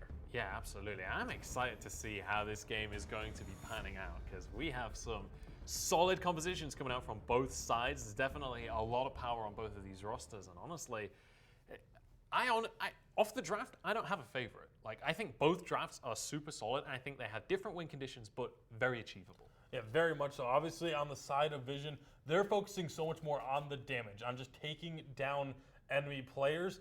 But there's so much protection on the side of Nova, so it really kind of does counterbalance, and it's really just going to come down to that execution. Absolutely. It's time to jump into the final game of this series. It's one apiece right now. These guys are fighting to make it into our finals. I'm going to pass it over to Humanist and FlashX to get into game number 3, the last semi-final match between Nova and Vision. It is game 3, and I'm ready to find out who will be moving on to the finals. My name's Humanist, joined once again by FlashX and Flash. These guys have some spicy drafts, and I'm sure are ready to bring their A game. Spicy drafts indeed, and bringing their A game is a must. Some interesting things. I think that both of these compositions kite exceptionally well. It's going to come down to which team can position better, play more as a team, and play a little bit more patiently, forcing the other team to come to you. Delphi is in a bad spot, and I think that's going to be first blood going over to Vision. I mean, I don't know the strategy. Maybe this is exactly where he wants to be. And the healing flask, he's still on cooldowns of the day for another 7 seconds, but look at this. This man might have been exactly where he wanted to be. Unfortunately, Cause not gonna let him get out for free. First blood created. Space created, yeah, for sure. I mean, it did create enough space for Nova to get a little bit more efficient of a rotation. They did shove that bottom lane underneath the bot lane turret. They're back in their jungle farming. However, it's created enough room for Vision to go and steal up this weapon power treant. And now it's going to be Truth and starting in a little bit of trouble. I was thinking, oh, Scarf's an incredibly tanky hero. He'll be fine with 5 heroes on him. No, I'm just kidding right there. Double kill coming through for Tivo as he slams home his 3rd kill of the game. Dragons, tanky monsters, baby dragons, not so much. Starting absolutely deleted there. Vision, this is exactly the start they wanted. This is the start they needed. The momentum in their hands, but for being up 3-0, the goal difference is remarkably close.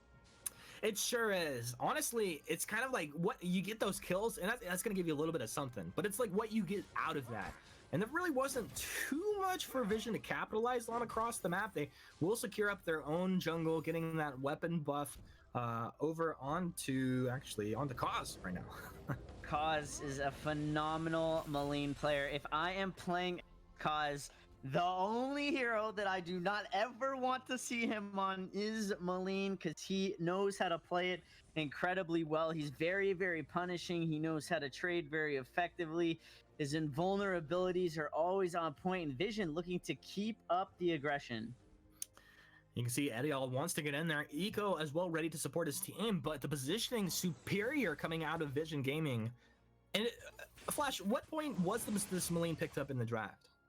Very early on, which is again a huge, and Vision has picked it up very early on in every. It has very much been a priority pick for Vision. It doesn't seem to be something that Nova is too concerned about. They did finally ban the Kensei, but Finn deleted. Eco's having a really rough time this game. It's his first death of the game, but he's failed to keep his teammates alive. I'm not, not to say like Finn is like the tankiest hero to begin the game with, but typically that's what you're looking for. Now, Weapon Train will go the way of Nova. Yeah, Truth able to secure that up. Now, this should be a return kill. TiVo dropping low. Delphi should have this kill, but they might be losing a couple going back the other way. Eddie's low. It's 1-for-1 trade as this fight continues to go forward. Now, Truth dropping low, trading with Cause. The fight stays spread out. Shaded and Neon Fire trading with Ediel and Delphi. Cause still in the jungle. Eco, what I meant to say, in the jungle. We'll kind of round Cause up here. Truth slow. Cause comes back over, dropping into the shadows. This guy, 1 versus 4, he's like, I'm still going to go for this gold oak. I don't care. Cause against the world coming out on top. We need to talk about the fact that Truth is already level 5 on this kinetic. I don't know where those levels came from, but the fact that he was 2 or 3 levels ahead of Vision in that last team fight was absolutely huge. I know Neon Fire was level 2 when Truth took him down, and that level advantage was absolutely critical. PvP Warrior on this Kestrel, shoving the wave under turret. Kestrel, again, one of those picks that we haven't seen be too successful. I do like the weapon power Kestrel a lot more than the crystal power. The basic attack, single target damage is a lot more reliable, especially in these back lines compared to a crystal power Kestrel. So hopefully that is something that goes in favor of Vision. But right now, the gold advantage, despite Vision's very strong start, is in the favor of Nova. Now, I feel like that CP Kestrel a little bit more like effective when you're playing like solo queue kind of games where teams aren't as aware of where you might be coming from. You get a lot of work done by yourself, but in these team fight situations, PvP Warrior is going to be doing great on this weapon Kestrel. And the ultimate coming out there, Kinetic will find the kill, but dropped on down. Now Cause trying to get back under the turret. Delphi's there. Delphi flexing it up. He'll get 2 for himself there. Great job. Nova has turned the pressure up. Ghostwing is online. We are even at 6-6, but I think it's the carries for Nova who are actually sitting on top right now. Cause does have his Aftershock, but he's only level 4 despite the strong start out of Vision. They've not been able to capitalize on it, and he is 2 levels behind the carries of Nova. And Ghostwing, it looks like it's just going to be going over for free to Nova. That's kind of crazy. Like, that's an incredibly low level at this point in the game. I mean, you must have been like just not in position to be getting experience, plus not getting anything out of the jungle as well. And Nova gotta be really happy about that. Yeah, unfortunately, it was Shaded Talent who picked up 2 of those kills. So even though he had his fountain a little bit faster, Vision was unable to really capitalize on it and find the advantage in these team fights. But Kinetic, level 7, that is crazy. Truth can completely take control of this game with this huge level advantage as long as he has his team there to back him up. They've got the Ghostwing buff online now. They're probably going to look to get aggressive. TiVo needs to be very careful, and he will be able to just slide away. I really like how Truth is like ahead in this game, and then he picks up that minion's foot, meaning like the next time they get into an engagement, he's just going to crit right off the bat, meaning that if they continue that fight, it's most likely going their way. And that's just a really cool way to continue to like snowball his lead. Small things. Definitely a very underrated tool indeed, is that guaranteed crit off the next basic attack on a hero. So if Truth is able to use it well, it should do very well for him, and he is looking to get aggressive in this bottom lane. And they should be getting a kill. I mean, he's stacking up this breaking point. He has a lot of damage. They should be getting 2 kills here. Kaz doesn't get out of this one unless it's a bada boom over the wall. Thank you, Delphi. Kaz, do you actually get out of this one? Delphi booting forward. Kaz, I got my own boots. Plus, I've got Shaded Talon. He'll give him the Vanguard. Kaz, you're playing with fire, my man. You're going to go ahead and dip back, and he'll get himself out a little wicked escapade. And the game will reset. Down bottom, there should be a turret dropping going the way of Nova, as Nova do seem to have the rhythm of the game set. They're controlling the tempo. TiVo getting a nice Vanguard from Shaded Talon. It's not gonna matter though, the fountain coming out just too late. That's a super feels bad, man.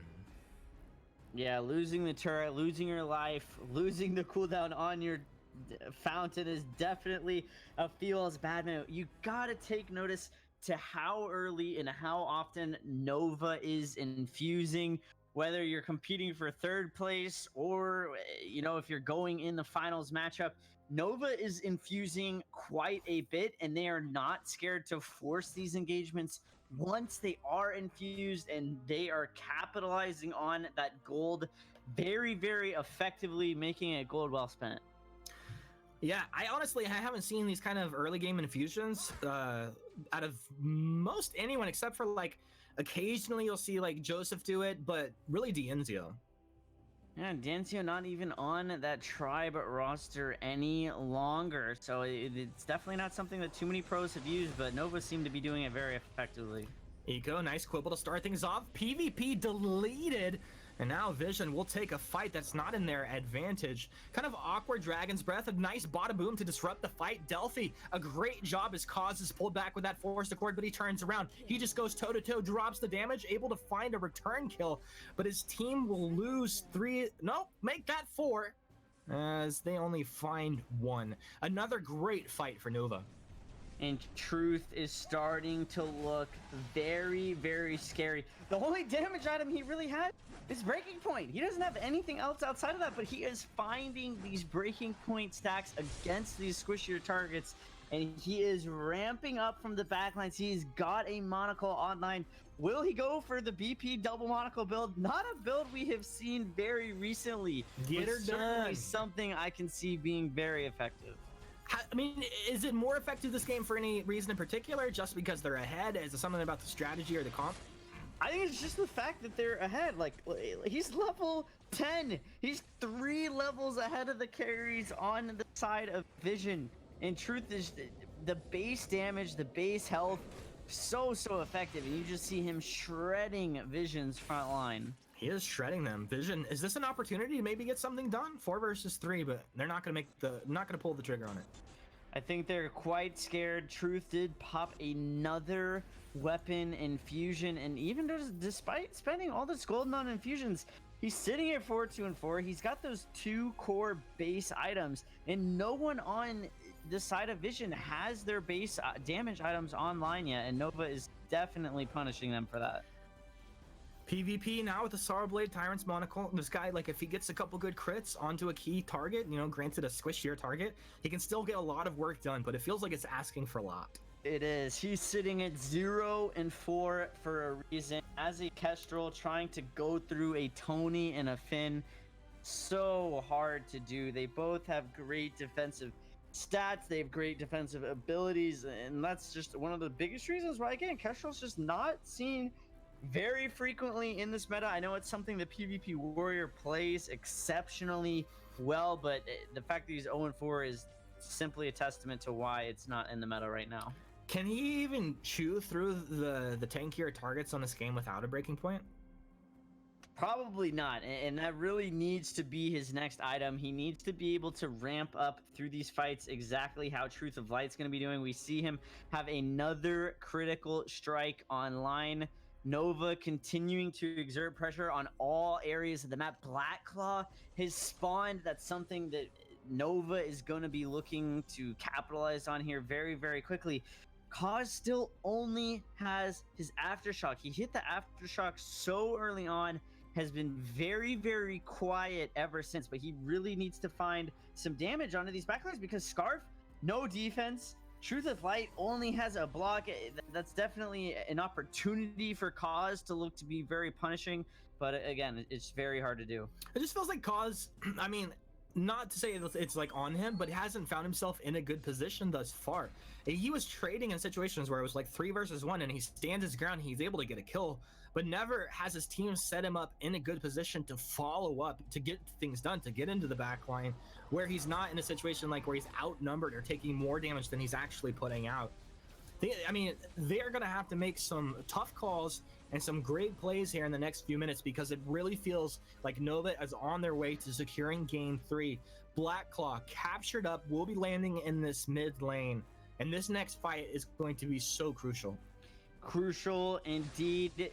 Vision do have no, Eddie! Oh!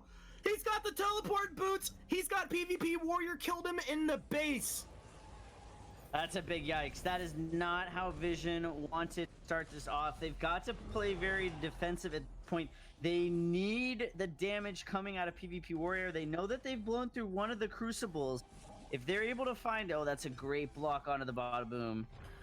That was a great block. Also blocking out the Forest Accord as well there. Now, Gauntlet is down by Shaded Talent. Vision Gaming trying to play around it. Blackclaw still alive. PvP Warrior just now respawning, but they've lost Neon Fire.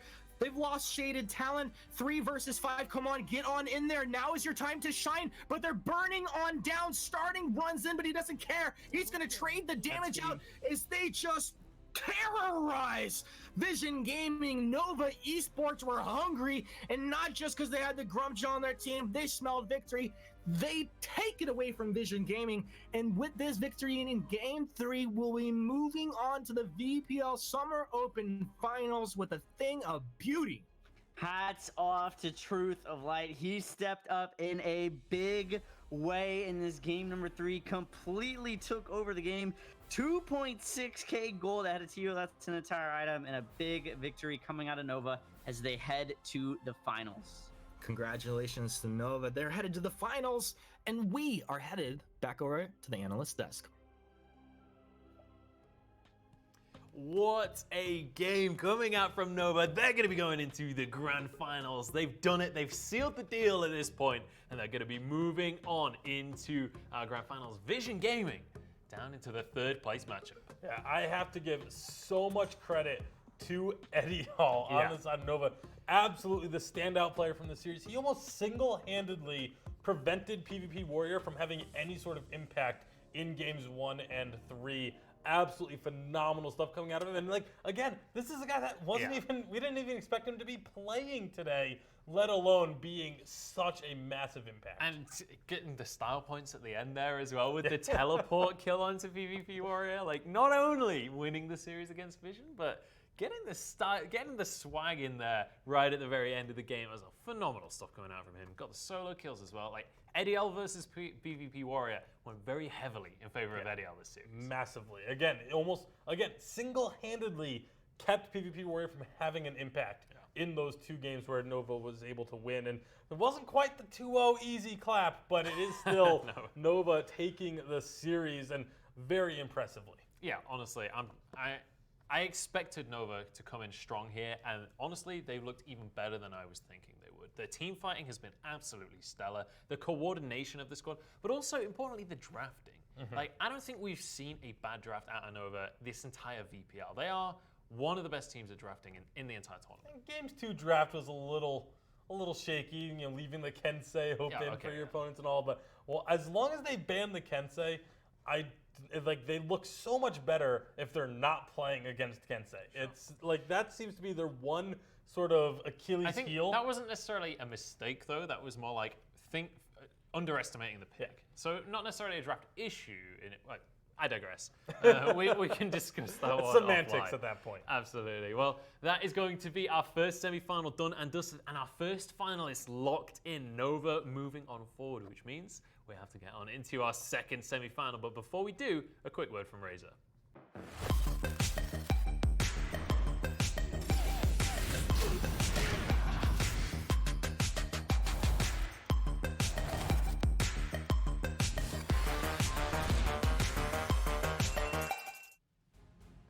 We're coming at you guys live from the Strip here in Las Vegas. We're at the Aria Resort and Casino in the PokerGo studio, and we're ready to get into our fourth and final semi-final here today. But let's just talk about how we got here. This is the PokerGo format. It's been a single elimination best of 3 tournament.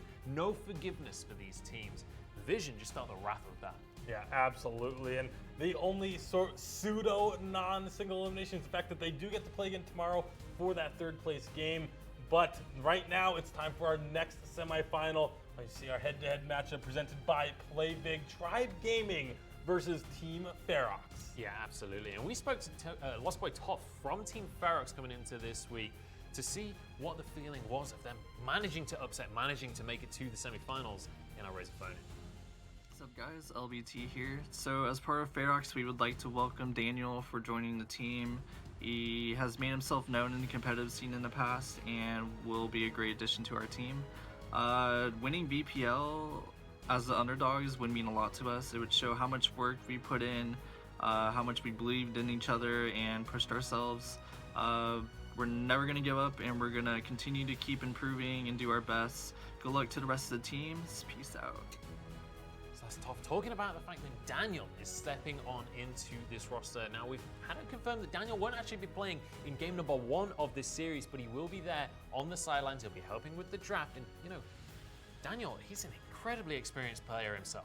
Yeah, absolutely. Has been around the scene forever, was on this TSM squad that was so dominant in preseason. So it's a little surprising to me that they've brought him on, announced bringing him in, Lost Boy, you heard him talk about bringing him on, and then he's not going to be playing. It feels a little weird, but we'll see. Maybe it's just the kind of thing where they want to see how they do first, and then they bring him in game number 2.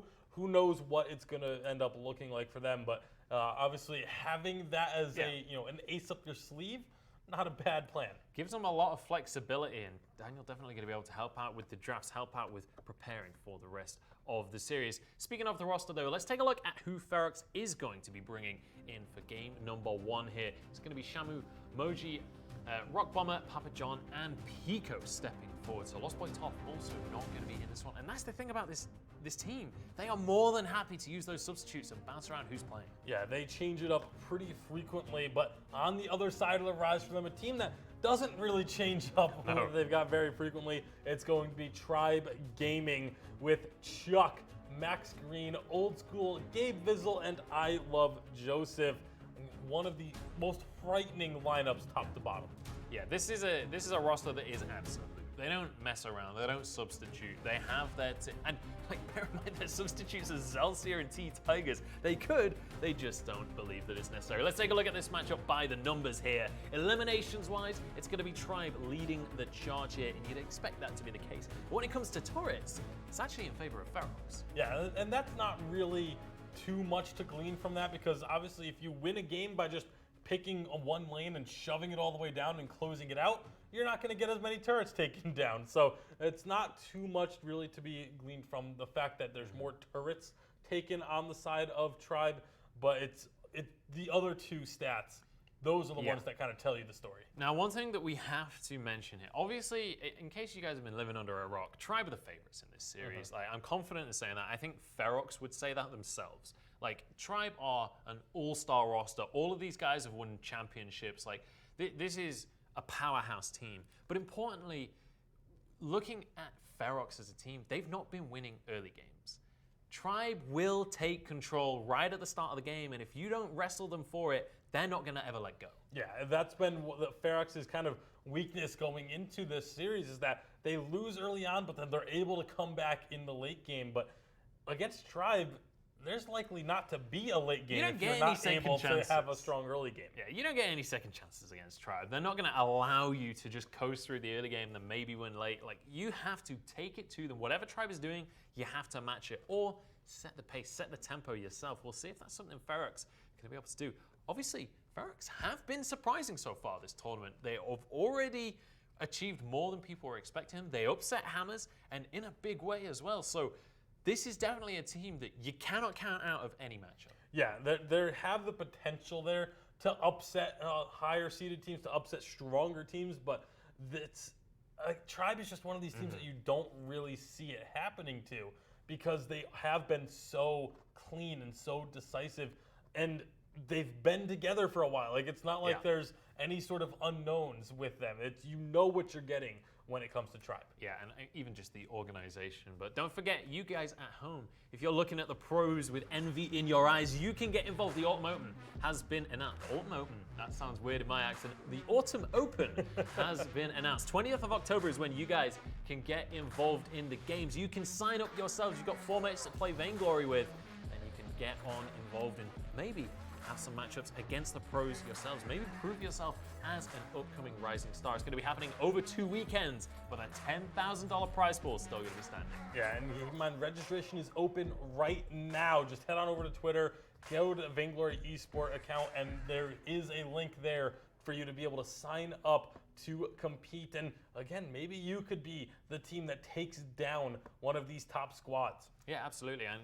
you know, in this tournament, we've seen a few newer players really step up. When you look at rosters like Ferox, for example, there's a couple of guys that we don't really know. Even Vision have a couple of players like Lucius, for example, Neon Fire. These guys weren't huge names coming on into the tournament. They weren't the guys that everyone looks at and reveres because they've won 100 championships before. There is opportunity here for many more people to step on into the scene, especially if you're pretty high ranked in solo queue. We want to see that talent on the stream. Yeah, exactly. You know, it's going to be a lot of fun. Make sure you get yourself signed up, and just there's no cost. It's free. That's a free chance at money. Just go for it. Yeah, even if you lose in the first round, you still have an opportunity to enter. But let's talk about one of the guys that I want you guys at home to keep your eyes on during this matchup. I Love Joseph from Tribe is an absolute monster in the jungle. He's been playing Churnwalker jungle as well, which is something we've seen a little bit of. Definitely a bit of a niche pick, but strong in its own right. And a KDA of 10.6.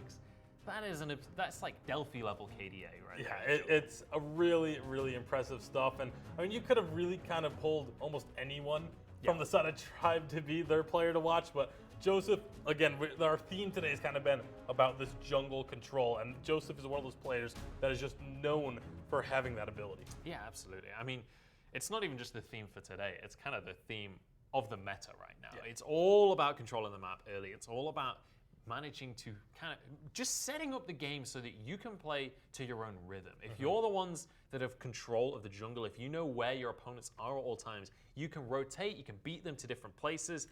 And if you're on the side that's behind, just trying to keep up, inevitably you're going to lose out. Yeah, it's the difference of being able to decide when a fight happens and decide, who to go after versus sitting back and waiting and hoping your opponents make a mistake. And again, when against these top teams, now that we're in the top 4, even less now technically, then those teams don't make those mistakes very frequently to allow you to come back into a game. That's the biggest thing. Tribe aren't going to be making any mistakes. We've got some stats for you guys from coming on into the week that very much favor Ferox. When you take a look at the elimination participation, how many of the eliminations these guys have been involved in, Ferox are absolutely a unit. They play as a 5 and they team fight as a 5. And you can see that in the statistics. To have 5 out of the top 5 out of all of our semi-finalists in North America, that is a stat to be proud of. It is, but it also kind of speaks to, like, part of why this is like this is because of the way that they play and the fact that they fall behind early, so they don't start getting their kills until the late game when everyone is all grouped up. You don't have people going off on their own once you're past the 15 to 18 minute, or at least you shouldn't really, unless you're trying to split push specifically. So it just kind of yes, it's awesome to see that level of, participation from the entire team, but it's also partially a crux of the fact that they don't get those eliminations until they're at the stage of the game where everyone is together. It's very indicative of their playstyle, and honestly, one of my big questions coming into this series is going to be who will be the standout player here for Ferox. If they're going to take it to Tribe, they need to have someone who really steps up to the mark and, can carry this squad to victory, because for a fact, on the side of Tribe, when you got Chuck in the mid lane, you already know that he's going to play exceptional. Like, you can literally pick any of the players on Tribe and know that individually they can carry a game. And Vainglory, generally speaking, you've got 1 or 2 people that snowball a lead and win the game for you. My question is, who's that going to be on Ferox? Well, up until now, it has been Rock Bomber who was the one. Like, he kept getting his hands on these late game carries and just Rona was terrifying. surviving long enough till the point where these team fights were happening and then just melting through targets. So that's going to be, I think, the player that we have to keep our eyes on for Ferox is Rock Bomber, because again, he kind of exemplifies this style. I don't want to say it's a style because it's not you don't choose to lose early game, but he's kind of like the prime example of he doesn't do very well early on, but once he gets 3-4 offensive items, all of a sudden he just knows how to maneuver these team fights. So it's very much it's something that I think they need to work on. They need to get better early on, but if they can survive, then they can do pretty well. Here we go. Semi-final number 2 is going to be underway now. Tribe up against Ferox, and we'll see who's going to be able to get the upper hand in our draft. This is something that Tribe, absolutely, I mean, Viziox at the helm as well as Pepe when it comes to the draft. These guys are professionals. They don't mess around when it comes to this stuff. Yeah, they usually go into these drafts knowing exactly what they want. Their drafts are usually fairly quick. They don't take a lot of time because they have so many plans out that they don't really get surprised by many picks. Yeah, absolutely. They're actually going to ban Reza and Malin. So kind of interesting bans. Definitely very strong heroes, definitely kind of top picks. But we don't typically see those two banned. Reza we did towards the start of the season, but he's definitely fallen off in terms of priority. Yeah, so the favor has gone towards the Kinetic, the Kensei. Kensei's open, by the way. Kensei is open, so I wouldn't be surprised if it gets grabbed here. Old school. Right away. No surprises there. That's again going to already be an uphill battle. Just the elevation has just risen even further because now it's so much harder to win against a team with Kensei, let alone Tribe with Kensei. Yeah, that is already really bad news for the side of Ferox. We'll see what they're going to go with to try and play around this guy. Like let's obviously, we don't want to overhype this. Kensei doesn't have a flawless win record. It's not like this is an unbeatable hero. It's just that in the hands of the top teams, he is an incredibly strong hero. He actually has a negative win rate when it comes to solo queue. I'm not saying you guys at home should pick Kensei every game. He's quite hard to play at a top level, but if you can play him well, and if your team comp is built around him, and if you've got someone like Old School at the helm, he is going to take over the game. Yeah, it's more so if you have the coordination with your team of knowing when to go and knowing that you have the tools behind you to protect you, then that's when Kensei just becomes this overpowering hero. But so that's why when you say in solo queue it's not as strong because you don't have that coordination with your teammates. But this is Tribe. Yeah, they definitely have the coordination. The reason we talk about Kensei, I feel like we harp on about Kensei. The reason is because when he is picked, both teams draft around him. It's not just like you have to build a comp, your opponent has to build a comp specifically for Kensei as well. That's why it's so crazy. Silvernail is going to be locked in. Here we go. We've got a game on our hands. Our second Silvernail of the entire VPL finally going to be making another appearance. Why would you pick it into a Kensei though? Like, that's because scary. I guess you could theoretically outplay. If he tries to dash through and you get those stakes down, it cancels out the dash. You ult him into the stakes. It's another stun. Though. It is, but if you're gonna counter a Kensei, I mean they've got go a for lance, someone they've that got a has fin. the outplay potential. Yeah, I mean I like this roster from the side of Ferox right here. I like what they're doing with the lineup, and I mean maybe it can work for them. We'll have to wait and see. Obviously Kensei is still terrifying, but the Silvernail, I just want the Silvernail to win. I actually really want to see a Lorelei come out from the side of Tribe just because Grace. If there is that stun that comes through, Water Wall just completely cleanses it off and allows the Kensei to continue to just go on a rampage. So I would love to see it come out, but it doesn't feel like that's where they're going to go with it. Looks like hovering over this Grumpjaw. Again, Grumpjaw, very strong hero. I was a little surprised that it's even this late in the draft with Grumpjaw still available. That is going to be their pick. So now, the side of Ferox has to pick. Do they want this Rona? Do they want to go for the late game? No, it's an Anka. Now, Ferox, absolutely. They're just going for the hype composition right now. Going with all the new heroes, all of the flashy plays. This is going to be a game to behold. I really want Ferox to do well here with two of the brand new heroes, both of them situational picks. Compositionally, you have to favor Tribe, I think. Yeah, absolutely. Having the Kensei and the Grumpjaw is so much upfront burst. And then we talk about the fact that Ferox is so strong late game, but you know who else is really strong late game? Silvernail. Kensei. That was where I was going Well, with that one. yeah, but Silvernail also. Silvernail is very strong leaking, but I just want to talk about Kensei- Silvernail. I don't care about Tribe's cover. I want to talk about Ferox's cover. I got Silvernail and Anchor. If they can get Anchor rolling in a fight with Silvernail spilling out the double shots in the meantime, they are going to wipe out a squad. And realistically, the Tribe roster isn't that tanky. Yeah, so much of this is going to come down to, again, just can Ferox get to the late game? That's going to be the question. It's time to kick off our last semi-final here. Who will be Nova's opponents in the grand final? It's time to find out. It's Tribe up against Ferox. I'm going to pass it over to Humanist and Flash.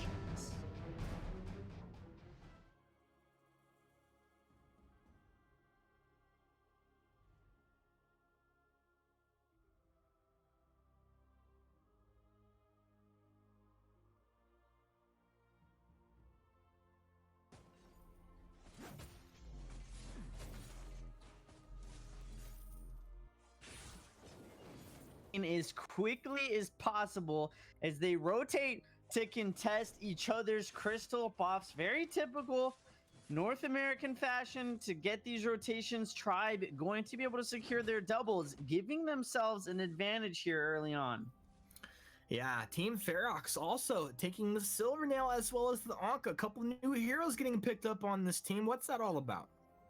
Silvernail and Anka, not heroes that we have seen too often, but they are heroes that when utilized correctly can be so critical in making or breaking the difference in a lot of these engagements. Pico, super well known for his Anka gameplay. That might be his single most comfortable hero. It just is up there with Lance for sure. Silvernail, though, one of those heroes that we have seen hardly any of, but something that I know East Asia actually likes to play quite a bit. When you check out the scrims on VG Pro, we've actually seen Ace Gaming take games off of Tribe in scrims with that Silvernail. So it's a hero that might be in the heads of Tribe, and they might have some concerns playing against. Should we bring Sully in for a little consultation on that on the meta? Yeah, can we get him on the phone? Yeah, I'll have my my assistant get right on that. But yes, I'm thinking about the Silvernail. It's probably going to do pretty well against these heroes that want to dash around the fight. Like, of course, this Grumshot, the Kensei, maybe having some problems as well, and maybe as well as Gabe Vizsla. You know, he's trying to blood for blood in Vanguard onto opponent or onto allies, and maybe it could be provide a bit of a disruption. The double shot on Silvernail is basically like the reason why Baron is so strong. He can get those breaking point stacks so quickly because when you're throwing out two autos, both of the autos can crit. You can stack it up so quickly. Obviously, he doesn't have the jump to go along with it, but as he builds attack speed, it's going to be available much more early. Pico in a little bit of trouble here. Pico, is he in trouble? You said the best Anka player that we know. I'm sure he's pushing the limits. Healing Flask, of course, popped, so that's going to be quite a long cooldown. But this is a battle over the Crystal Trant. Max Green is in deep. A nice Githyan wall from Papa John to disrupt there. That did go over to Gabe Vizsla. Nice job by Gabe to secure that. He's not the best hero to be holding it, but as long as it's taken away from his opponents, they got to be happy. Gabe with the double buff to Arden. That's actually quite a bit of damage that you have to be careful about. Gabe Art, he went for a reflex block. It's his very first item. He doesn't want to be rooted or stunned up by that lance, especially when he's absorbing so much damage in this front line. Tribe taking about a 1k gold lead here early on. They gotta be feeling pretty good about that, but things should be interesting. See kind of how all of these different heroes ramp up. Kensei, certainly something that Team Ferox needs to be very wary of. And we don't have any action on the map currently. I had a question for you though. Do you think Silvernail is like a scary or like strong sounding name? I would say so. I mean, silver nails, that's kind of badass. It's not something that I would personally want to. It seems kind of go up foofy. against. It's like, I mean, if your nail is silver, like, okay, first off, that's a little too fancy for my taste, but I don't know. Every time I think of it, I'm like thinking silver snail. I don't know why. He is slow, so he is quite a bit of a snail in that regard. To me, it reminds me of kind of like a vampire hunter. He's looking for those silver spikes. He's obviously got the crossbow, not a dude that I would want to reckon with. But he needs to get the damage items underneath his belt for him to become really scary. Sitting at level 5, keeping on pace with that of Old School and Chuck, so he's got to be feeling pretty good about that. He is just a few last hits behind them, though. Old School and Joseph move over, waiting for the shop to spawn. Such map efficiency. Gotta love that. They'll go ahead and grab some items, move over towards this Crystal Trench, which is spawning just in time. Perfect rotation out of Tribe. They'll secure that, immediately taking it away. Now it's Old School picking up the Serpent Mask right off the bat. One of the best facets of Silvernail, especially going into the Scrumtrap matchup, is with that double shot, he takes off 2 of those stacks of living armor immediately. Moshi getting caught out of position in that mid lane, though. Yeah, honestly, like I thought because everybody was stacked on top of each other, I thought there were 3 heroes, but there were actually 4, and there's no way he's gonna live through that. Not at all. Definitely something that he needs to be a little bit more careful of. Rock Bomber dropping down those stakes, making sure that he's not aggressed upon. Gabe rotating up to top. Give Max Green a little bit of help on this Gromtra. Definitely a hero that Max is so comfortable on. I mean, that has got to have been his best hero all season long. When he gets those teleport boots, if you're not blocking the eat, expect to go into the enemy team's base and do not expect to come out alive. Tribe, though, super nice heads-up play in this bottom lane, taking down Ghostwing. Team Ferox, not a movement. It's almost like if they didn't even sense that it was happening, you have to have or think that they had an idea, but they move away from it. Is it that they just, do you think they didn't know, or are they just feeling like, hey, we don't really contest that right now? I think they feel like they're just so far behind at this point that they don't want to make themselves go further behind. They be able to rotate.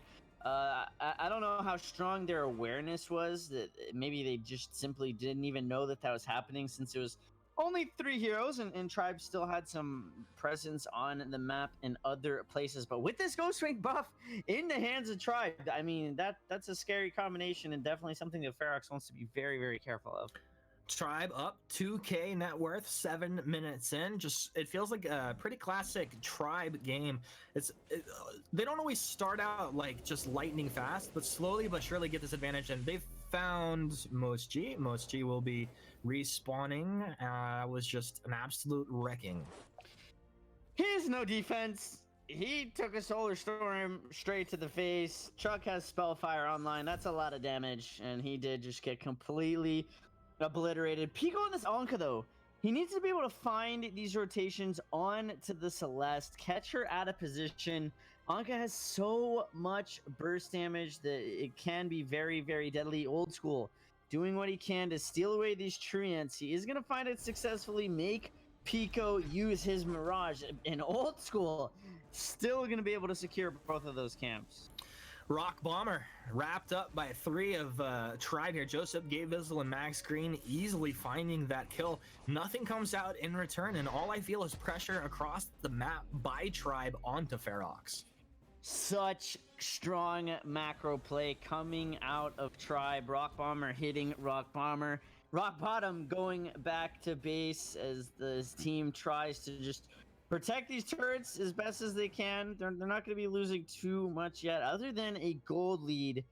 Tribe still continuing to extend it just a little bit. Old School going to head back into his jungle as he picks up that breaking point now, hitting that double item power spike. Sub 10 minutes, so deadly. He's going to pick up his weapon power treant right here, and I would not be surprised if he looks to get involved. How does Joseph have 0 farm thus far in the game? Is he just giving it to everybody else that he rotates with? Absolutely. School is getting hyper farmed. You see the huge CS leads coming out of School and Chuck.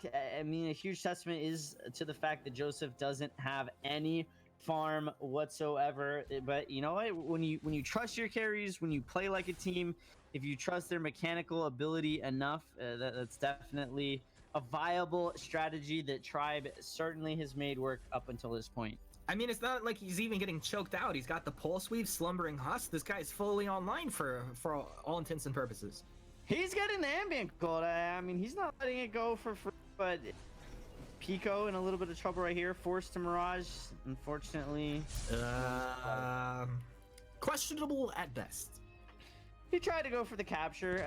I think Pico is known for those high risk, high reward plays. Ferox, on the other hand, you know, some good heads up play in the top lane. Oh, Max, See he's ya pointing back to Max for the later, kill. Max Bomber. Max Bomber. Got him. In the meantime, though, Tribe continues to apply pressure in the mid lane.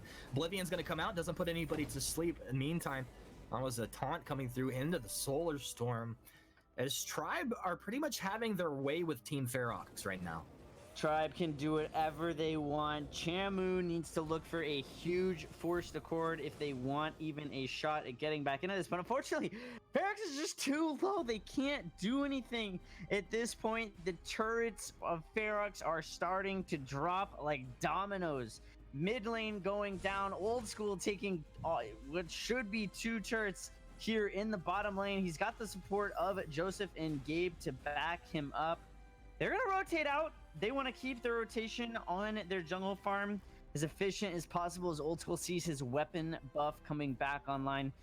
Tribe's going to get a little bit of reset, give Ferox a little bit of room to breathe. But at this point, Tribe just has such a huge lead that I don't know if Ferox has much they're even able to do.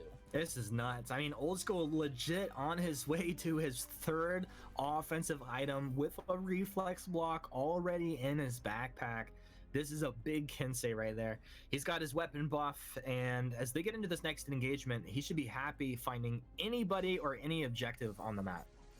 Kensei, skinny dude, looking real thick. He's going to want to get in the thick of things and really start to punish Ferox for, you know, what have been some really sloppy engagements up until this point. They've got the buffs online. I don't think Ferox has any, or they do have 1 weapon buff to their name, but that's just not enough to try and deal with Tribe. Black Claw coming online here in 10 seconds. I have no doubt the Tribe is going to be looking to take that immediately. No real impact thus far out of this Silvernail. When do we expect him to actually start to accomplish something? He needs to get some crit underneath his belt. I think he's still looking for an Aegis at this point. He's very concerned about a lot of the crystal damage coming out of the Celeste. He has been, you know, blown up by Solar Storm quite a few times. Old School jumping into the mix, though. Doesn't care. Papa John turns around, 2-man impale, but nothing to follow. You see, Moshi's like completely just hugging the edge of that drifting dart. This is one of the most shut down Samuels that I've seen probably in the last 2 or 3 weeks. Samuel, definitely a hero that excels in the early game. Has not excelled here. Gabe School starting things off. And that will be Moshi going down to start this fight. A little bit of Mirage out of Pico as he tries to apply some damage and reposition. They will spread damage across Tribe. An impale, turn around. Nice job by Papa John. Do they have anything else to follow up? Doesn't look like they're going to get on target. And they got to be careful because Chuck still dishing out significant damage, especially if they move forward and that one of those Helios goes supernova. Ferox, no, they had a huge forced accord onto Chuck. Chuck should have fallen. The problem was Rock Bomber threw out his ult, impaled Chuck back right where he came from, completely negating the forced accord. If he hadn't have done that, he would have killed Chuck, and that could have been a huge turnaround for the side of Ferox. Just a little bit of miscommunication, and definitely, you know, something that sets Tribe apart from Ferox here in the semifinals. Tribe continuing to build on what was a small net worth lead, stacking up in their favor. We're about 14 minutes into this one. It feels like Black Claw is on the menu. And once this is taken, I'm not sure what the answer is for Team Ferox. Do they actually contest this, or do you try to fight after it gets taken? Well, you know, the peak goes down in the bottom lane. Old School there as well. So both teams are aware that 4v4, Ferox has the advantage, knowing the Tribe are the ones tanking up the Black Claw. They have that cam down on it, so they understand what's happening. Great block coming out of Gabe Vizzle to make sure that forced accord not landing. Well, Pico stayed in bottom for a long time. He will go ahead and recall home, now making his way out to Black Claw. It's being taken down. It's going to drop before he gets there. a call has to be made.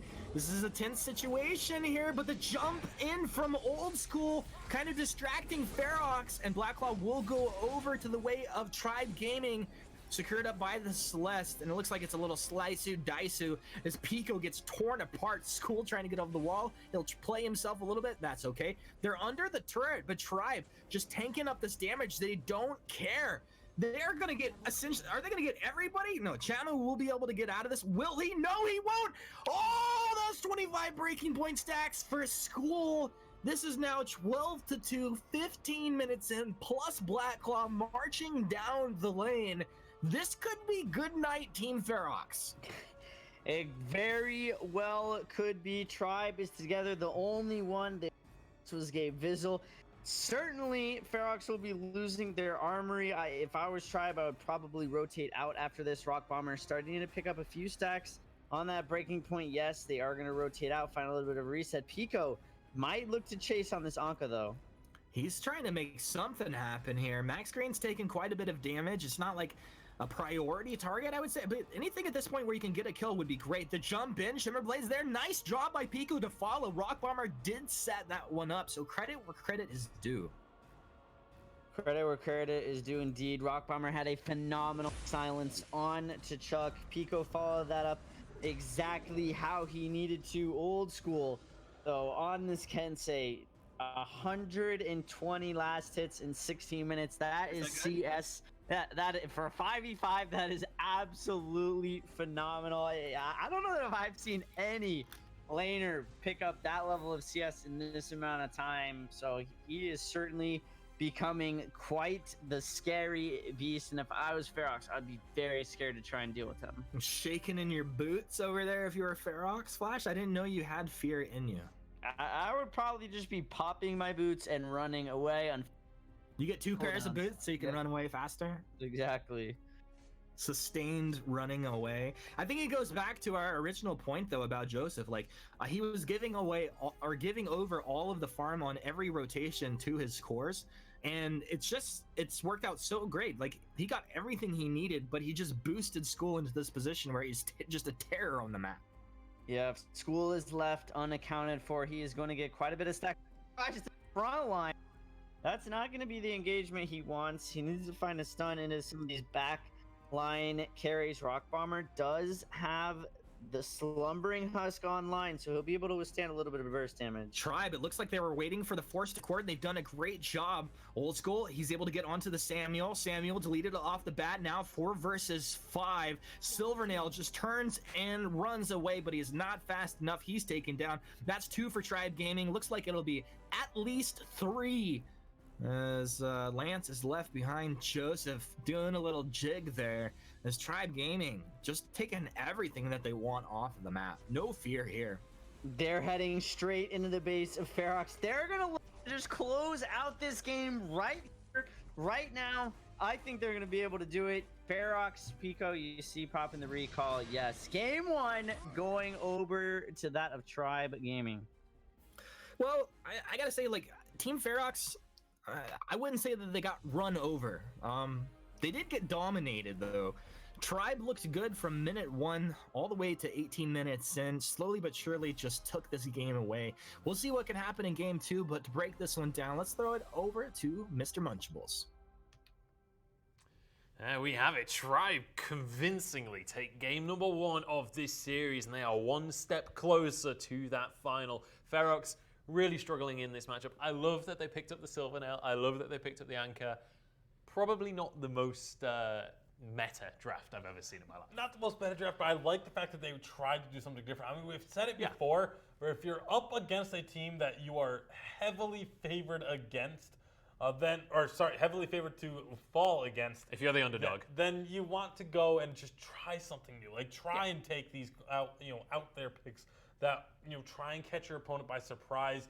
Maybe that's a way that you can get yourself into the game. But Tribe didn't seem to be phased. Yeah, and I think it's important to mention as well that this was clinical from Tribe, and this is what we expect from them. They're so risk averse. Now, when we talk about the other teams, we talk about how fast the games are. This was an 18-minute win, which is not exceptionally fast, but it was so clean. They didn't mess around. They never didn't know what to do. They were just never rushing at anything. There was no time pressure on them. And there isn't. Like, game time doesn't matter so long as you win, right? So why not do it in the cleanest way possible? Yeah, exactly. They are a team that they are very cerebral in the way they go about it, because they say, okay, this is what we have, this advantage. Just make sure we play our style, force them to have to try and come to us so that they will be playing off the back foot. And even the fight at the end there, where it was Ferox trying to go in, you saw the way that Tribe maneuvered mid-fight. You know, Pico dove onto the backline with his Anka, used his ultimate, and then all of a sudden the backline was on the front lines again, and now Pico is just stuck there with no targets as an assassin. And no cooldowns, absolutely. Yeah.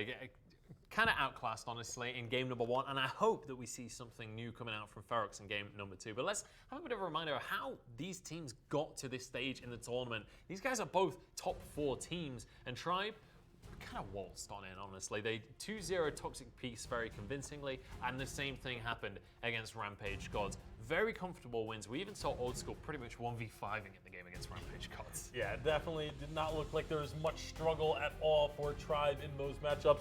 On the flip side, for Ferox, their path to the finals was a little bit easier in the fact that they had a default win thrown in there. That's really I was going with that. They had a default win there, but then the 2-0 versus Hammers looking very good in that series, but Hammers is not Tribe. No. And let's bear in mind, that was an upset for Ferox to take out Hammers. Hammers, while they had a couple of roster changes and things, still a very strong squad, still a squad to be feared, and Ferox did a fantastic job, especially to get a 2-0 in that series as well. Phenomenal stuff. But as you rightly say, Hammers does not equal Tribe. And we've just seen in game number 1, Tribe are on fire right now. They have been doing dominantly in scrims, and we can see their results here in the games. These guys just look on fire. And I think Old School, honestly, has been one of the standout players. Obviously, he was on Kensei this game. Like, everyone looks great when they play Kensei. But Old School across the whole tournament has been fantastic. And I'm excited to see Kensei being banned behind me, hopefully. So we see Old School playing something else. Yeah, we'll have to see where this draft is going to end up going. Grumpjaw, I think, has definitely been heavily prioritized by a lot of these teams. Could even be getting a ban here from the side of Ferox. Yeah, I mean, Ferox don't need to ban Kensei so long as they're willing to play it. But just don't do what we saw over in Europe where you don't ban Kensei and then you don't play Kensei. That doesn't make any sense. Yeah, so it's going to be, it looks like Maline getting banned away there. So again, taking away some of these kind of second tier power picks, because obviously Kinetic, Kensei are like the top 2 in terms of the carries that everyone, I think, wants on their team. We'll see where they decide to go with this first pick. They have Kensei available. You got to go for it. They do take it. You know, Rock Bomber is a player that is more than willing to play that style as well. He has played the Kensei a few times in other events as well and has played exceptionally well with it. Again, as long as he gets past the early game. But this is Tribe we're talking about.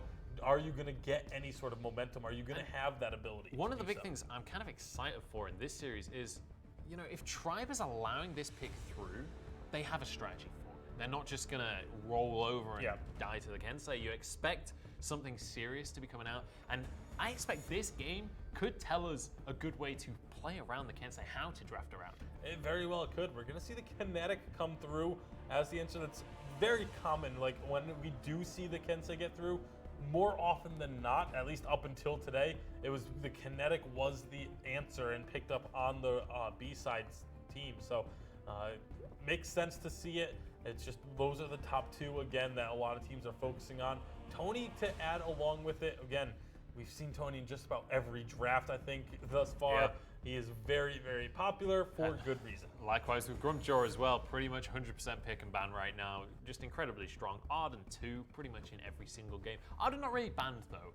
Arden is the one out of the 3 that is very rarely banned, but picked up pretty much every single game. Yeah, there's a lot of, again, that utility he provides. It's not quite enough to be ban-worthy because there's other heroes that just need to be banned over him, but when you do pick him up, you have that flexibility. You can build him as a carry, you can build him as a tank, you can build him as a captain, you can play very offensively with him, you can use the gauntlet defensively if you need to. So there's a lot of different things you can do with the Arden. That's one of the things that makes him so versatile and makes him such a good pick to grab in really any scenario. Yeah, he's a fantastic pick. We've seen the weapon power a lot less, unfortunately. We did see that towards the start of the season. It's pretty much capped in on Arden at this point. I'd love to see some more follow-up from the side of Ferox now. Something maybe even like a Lorelei as the captain, and then some strong carry in the mid lane that can tide you through the early stages of the game, because Kensei actually takes a little while to get online.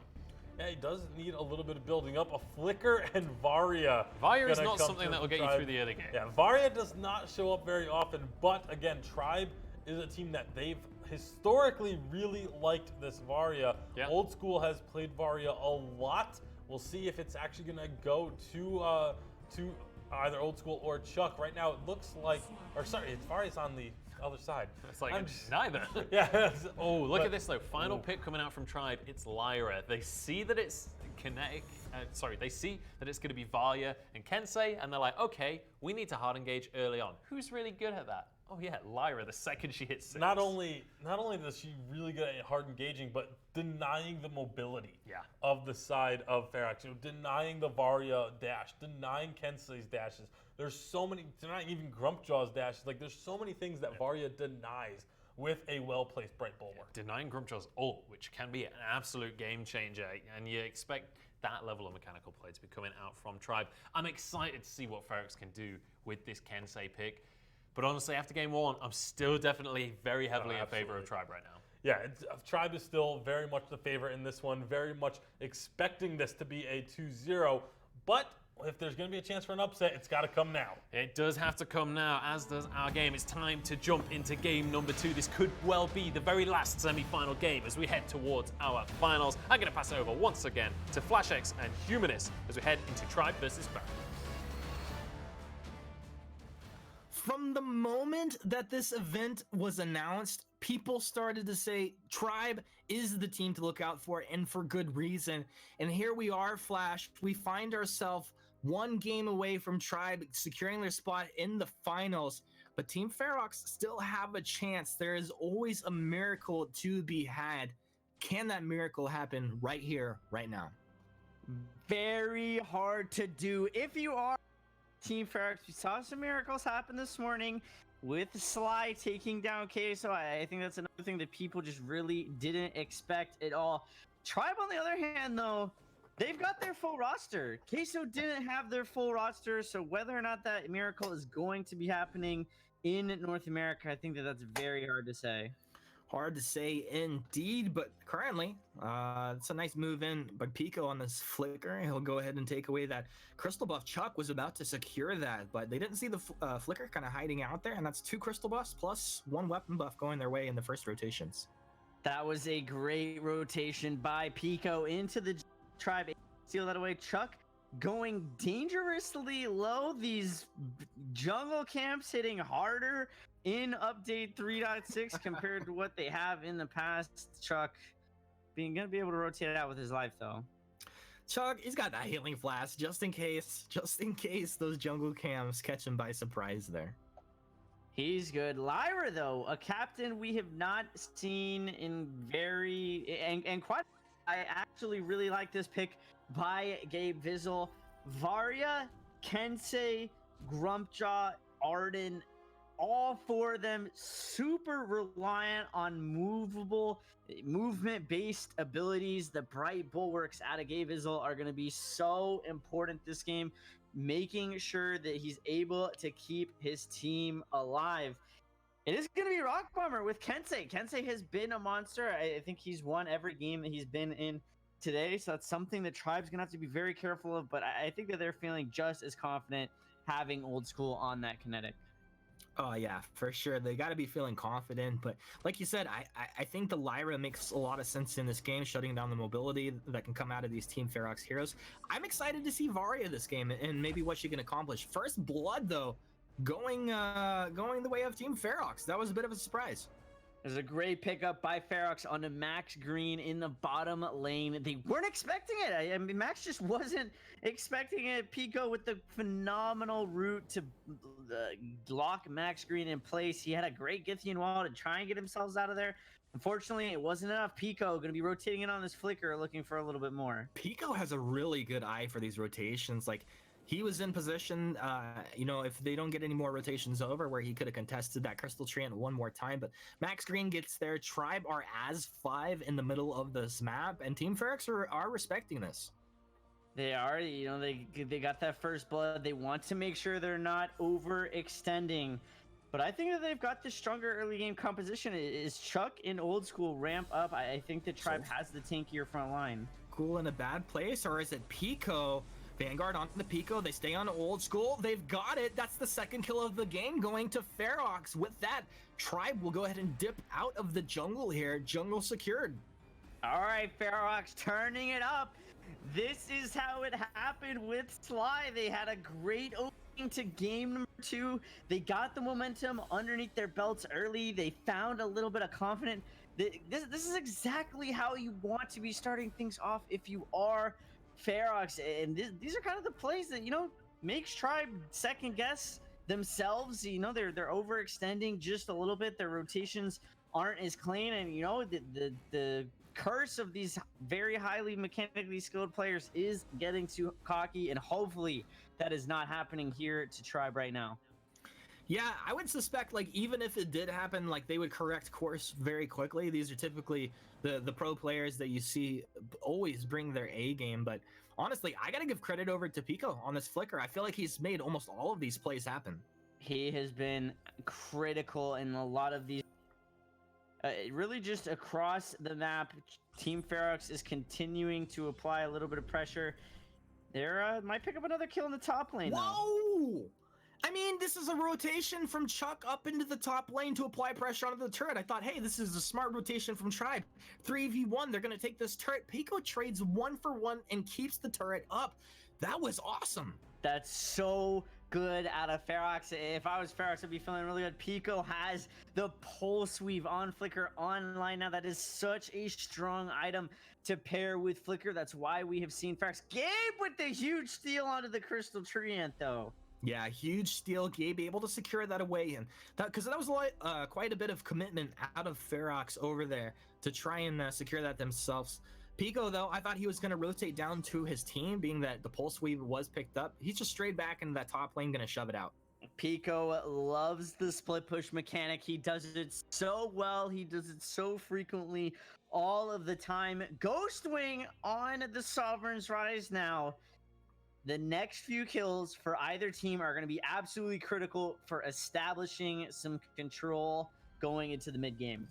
One thing about Ferox thus far, and I'll hold that thought. They're on to Chuck. Chuck, is he able to get back? Yes, but just barely. Turns around with a Solar Storm. That was significant damage coming out on Emoji and Chano.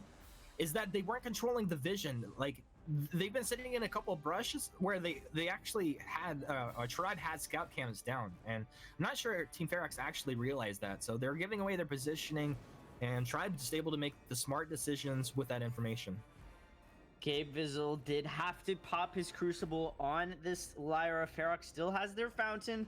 This might be the opening they want to try and force something, but Tribe, the much cleaner, much tighter rotations, grouped is 5.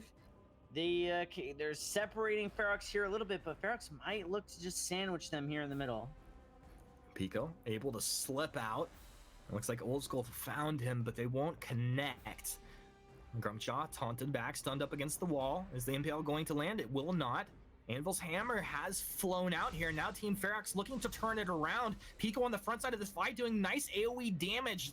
Nobody has dropped just yet. Now the Tribe want to go ahead and turn this around. Looks like they do. Joseph's in, but this is Kinsey jumping right back in. Rock Bomber, he's down. Bomber of a fight right there. But with the Grumjaw, they take down the Celeste. This is a bloody little fight. You don't want to go under turret just yet, do you, team? Root on the channel. He's down.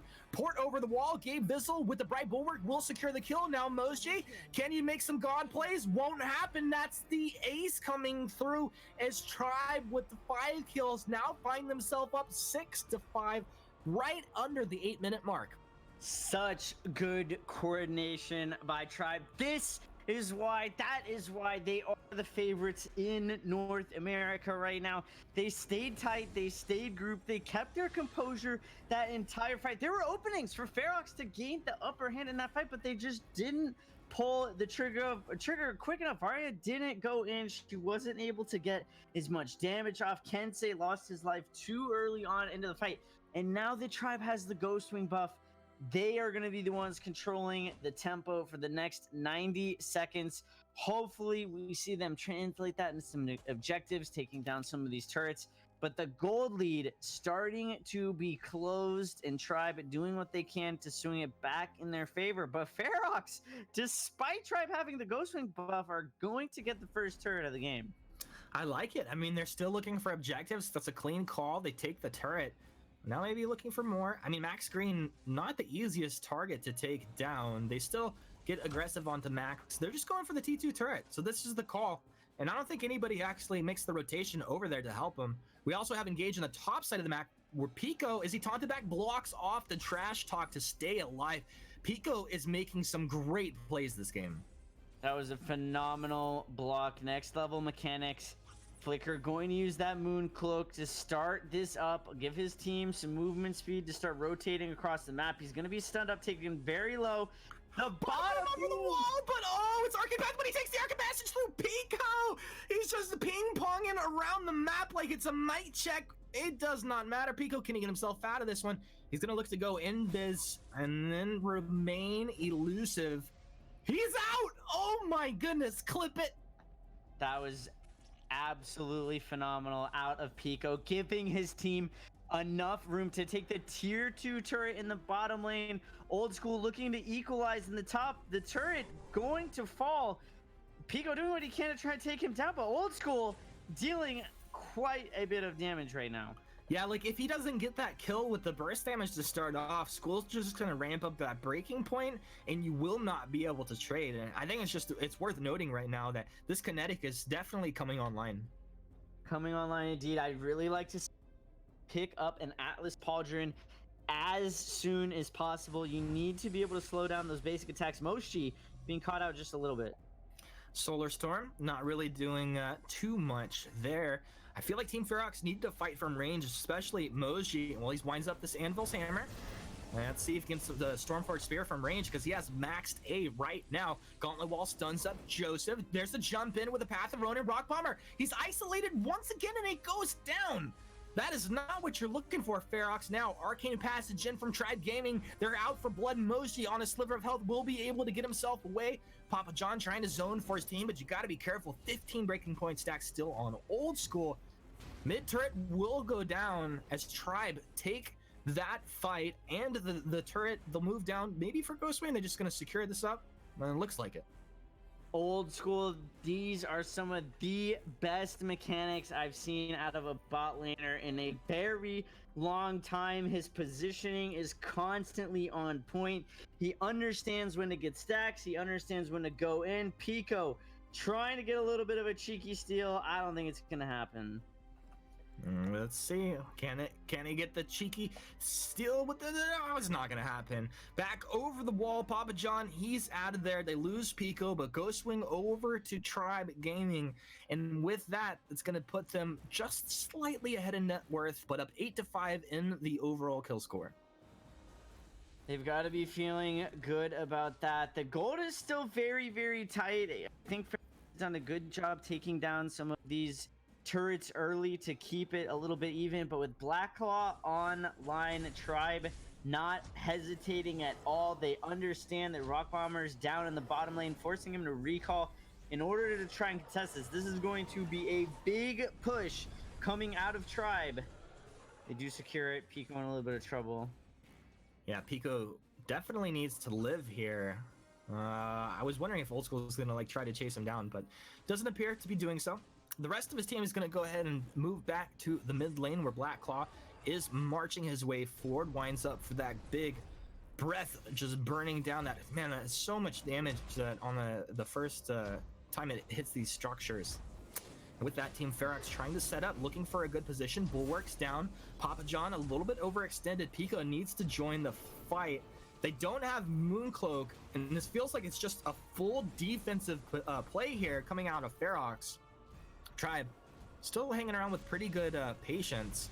Pico in there in a 5 versus 1 situation. That's a bold move, my friend. He doesn't go down. Nothing really comes of it. And once again, Tribe playing with incredible patience will just go ahead and back out.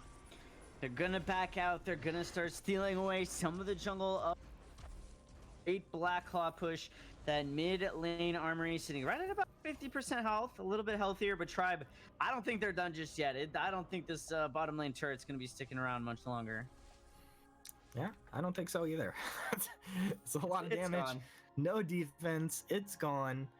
And Tribe, I feel like they're in control of the game, albeit the net worth advantage is not large for them. It's actually quite small at this point. But I don't know. It feels like Ferox are not able to put a great fight together.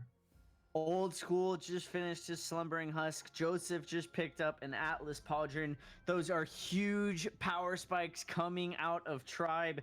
It's going to be very hard for Ferox to try and kind of accommodate for Kensei when he does get his attack speed slowed in these team fights. His effectiveness going down very significantly, very quickly. We do see an infusion being picked up in the pocket of Rock Bomber. He has got to be able to find some kills and start to turn things around here very quickly, or Tribe might just start running away with this. Nothing that Tribe is new to. They're ready to run away with this game indeed. Now, they've found Pico. He's on the backside of Chuck, but does Team Ferox collapse with him? But they're start to fight Old School. Slumbering Husk was procced off. Old School now to 12 breaking point stacks as he just stands his ground. But Papa John looking for Chuck along with the Varia on the back of the fight. They will be able to take down the Celeste, but Varia drops as well. Joseph and Max Green chase down Pico. Pico will drop a little trash talk coming out. Couldn't handle the trash talk, Flash. And Chama, he's going to be chased down as well. It'll take a little longer than they thought, but Max Green will be able to secure that easy impale and right into the Ghost Wing. Right into the Ghost Wing. Tribe not wasting any time to exerting pressure.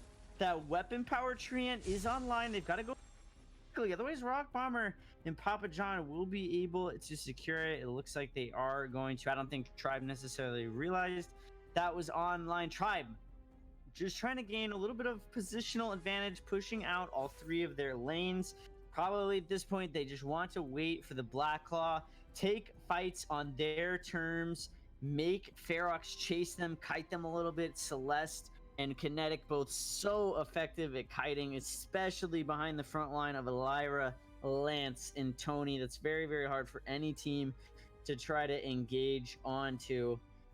And Tribe certainly in control at this point. Max Green's got that aftershock up and running. How does this help Max out here? Like, what's the reasoning behind that aftershock? A little bit of cooldown, a little bit of crystal power makes it stuns and roots last just ever so slightly longer. Additionally, they're just more readily available, coming off cooldown just a little bit quicker. It's great burst damage. Anytime he combat rolls, drops that quick auto attack. Tribe, though, going straight on to Black Claw.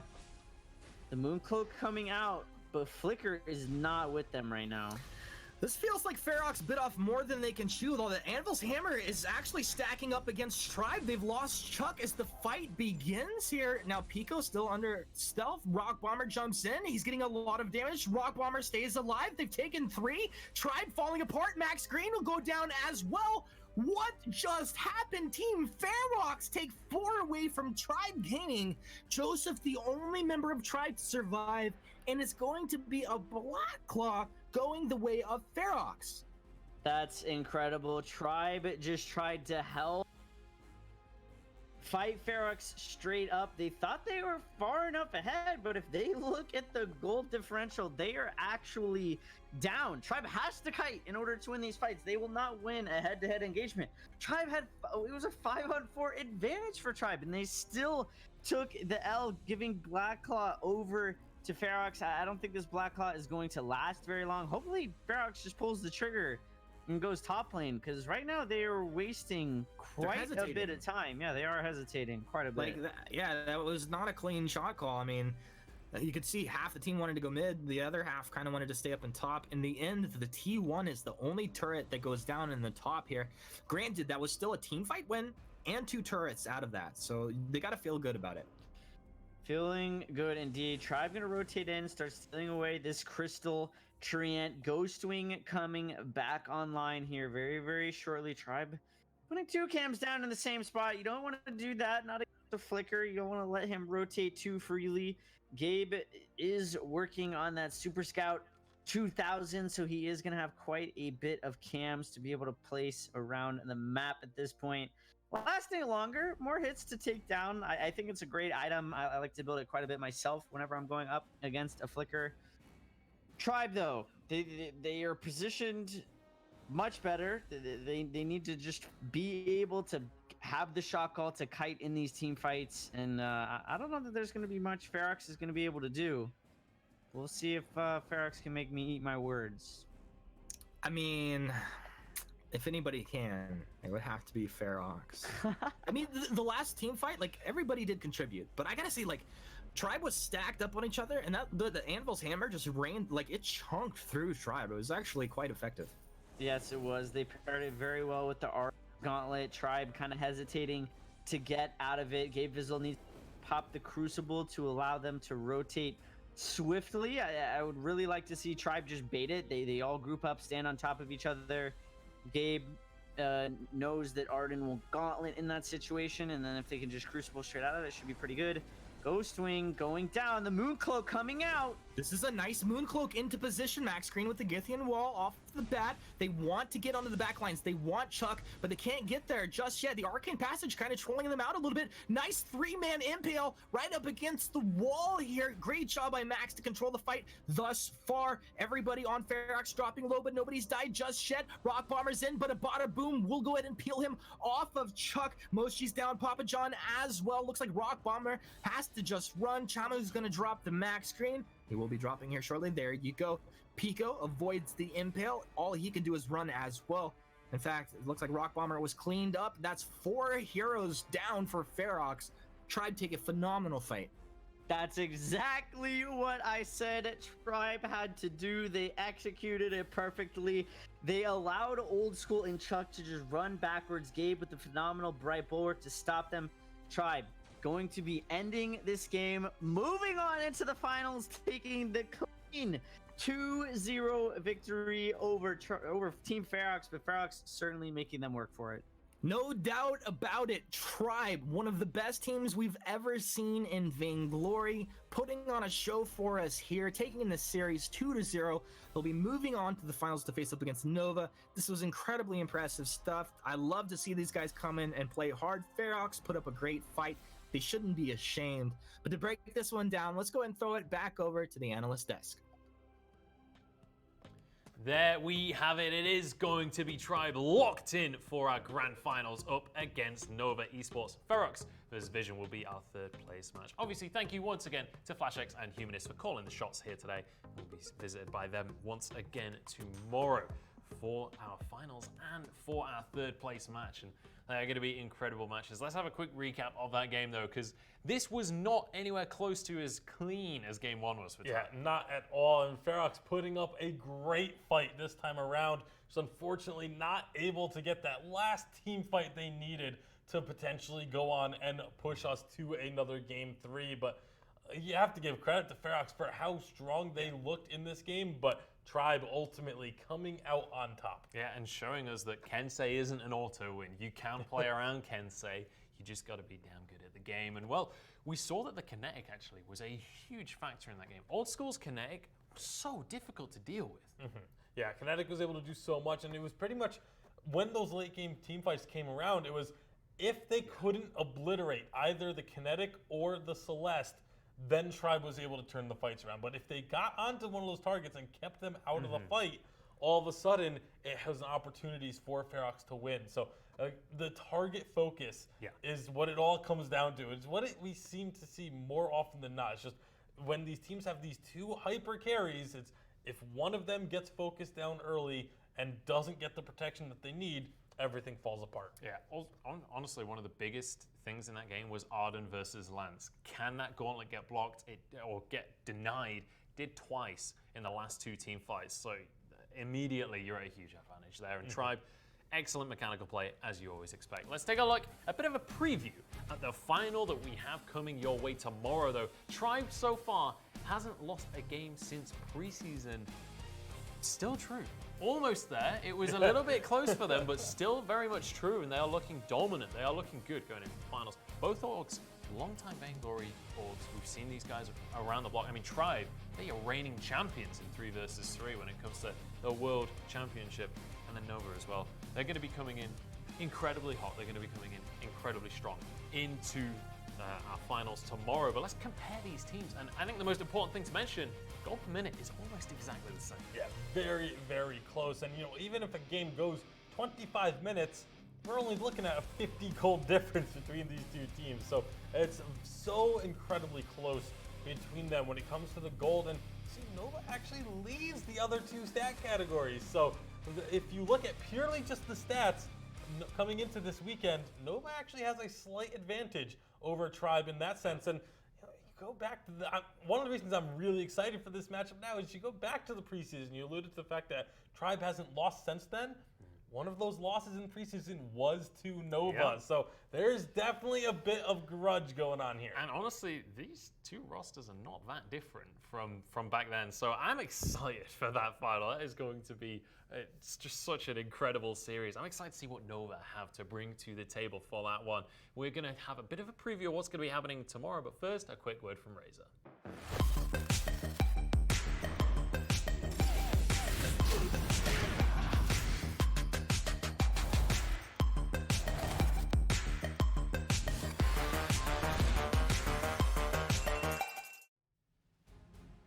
Let's start off with a bit of a recap of what happened today in our semi-finals. The top 4 teams have been clashing. Queso losing out in the end, 2-1 to Sly. Definitely upset of the day right there. Phenomenal stuff from Sly. We had a 2-0 in favor of Clash over Rising Lotus. Then in North America, we've had Nova 2-1 against Vision. Exceptional series. And then we finally rounded things out just now with Tribe taking a 2-0 victory over Ferox. And across the board in both regions, those 2-1s, the first 2-1s since the round of 16, the first 2-1 in all of North America for the VPL. So very tight matchups here in the Final 4. Absolutely, and we can take a look at what's coming up tomorrow. Championship Sunday, Queso versus Rising Lotus will be our first matchup. That's the 3rd place. And then our finals in Europe between Clash and Sly. Then in North America, we'll start things off with a 3rd place between Ferox and Vision.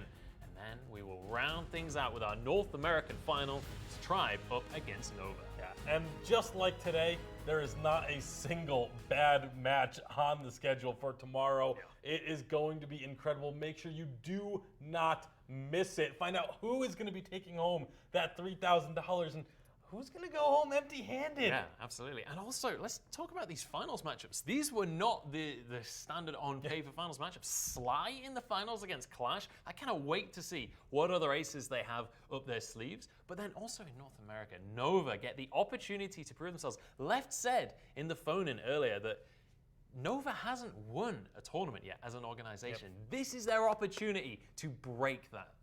And become the best team in North America at the same time. Like, that's so much bragging rights is on the line in these matchups tomorrow that I cannot wait to see. These teams are going to be bringing their absolute best. It's going to be an incredible day tomorrow. Make sure you are with us same time as always. Until then, though, we'll say goodnight. Have a good evening.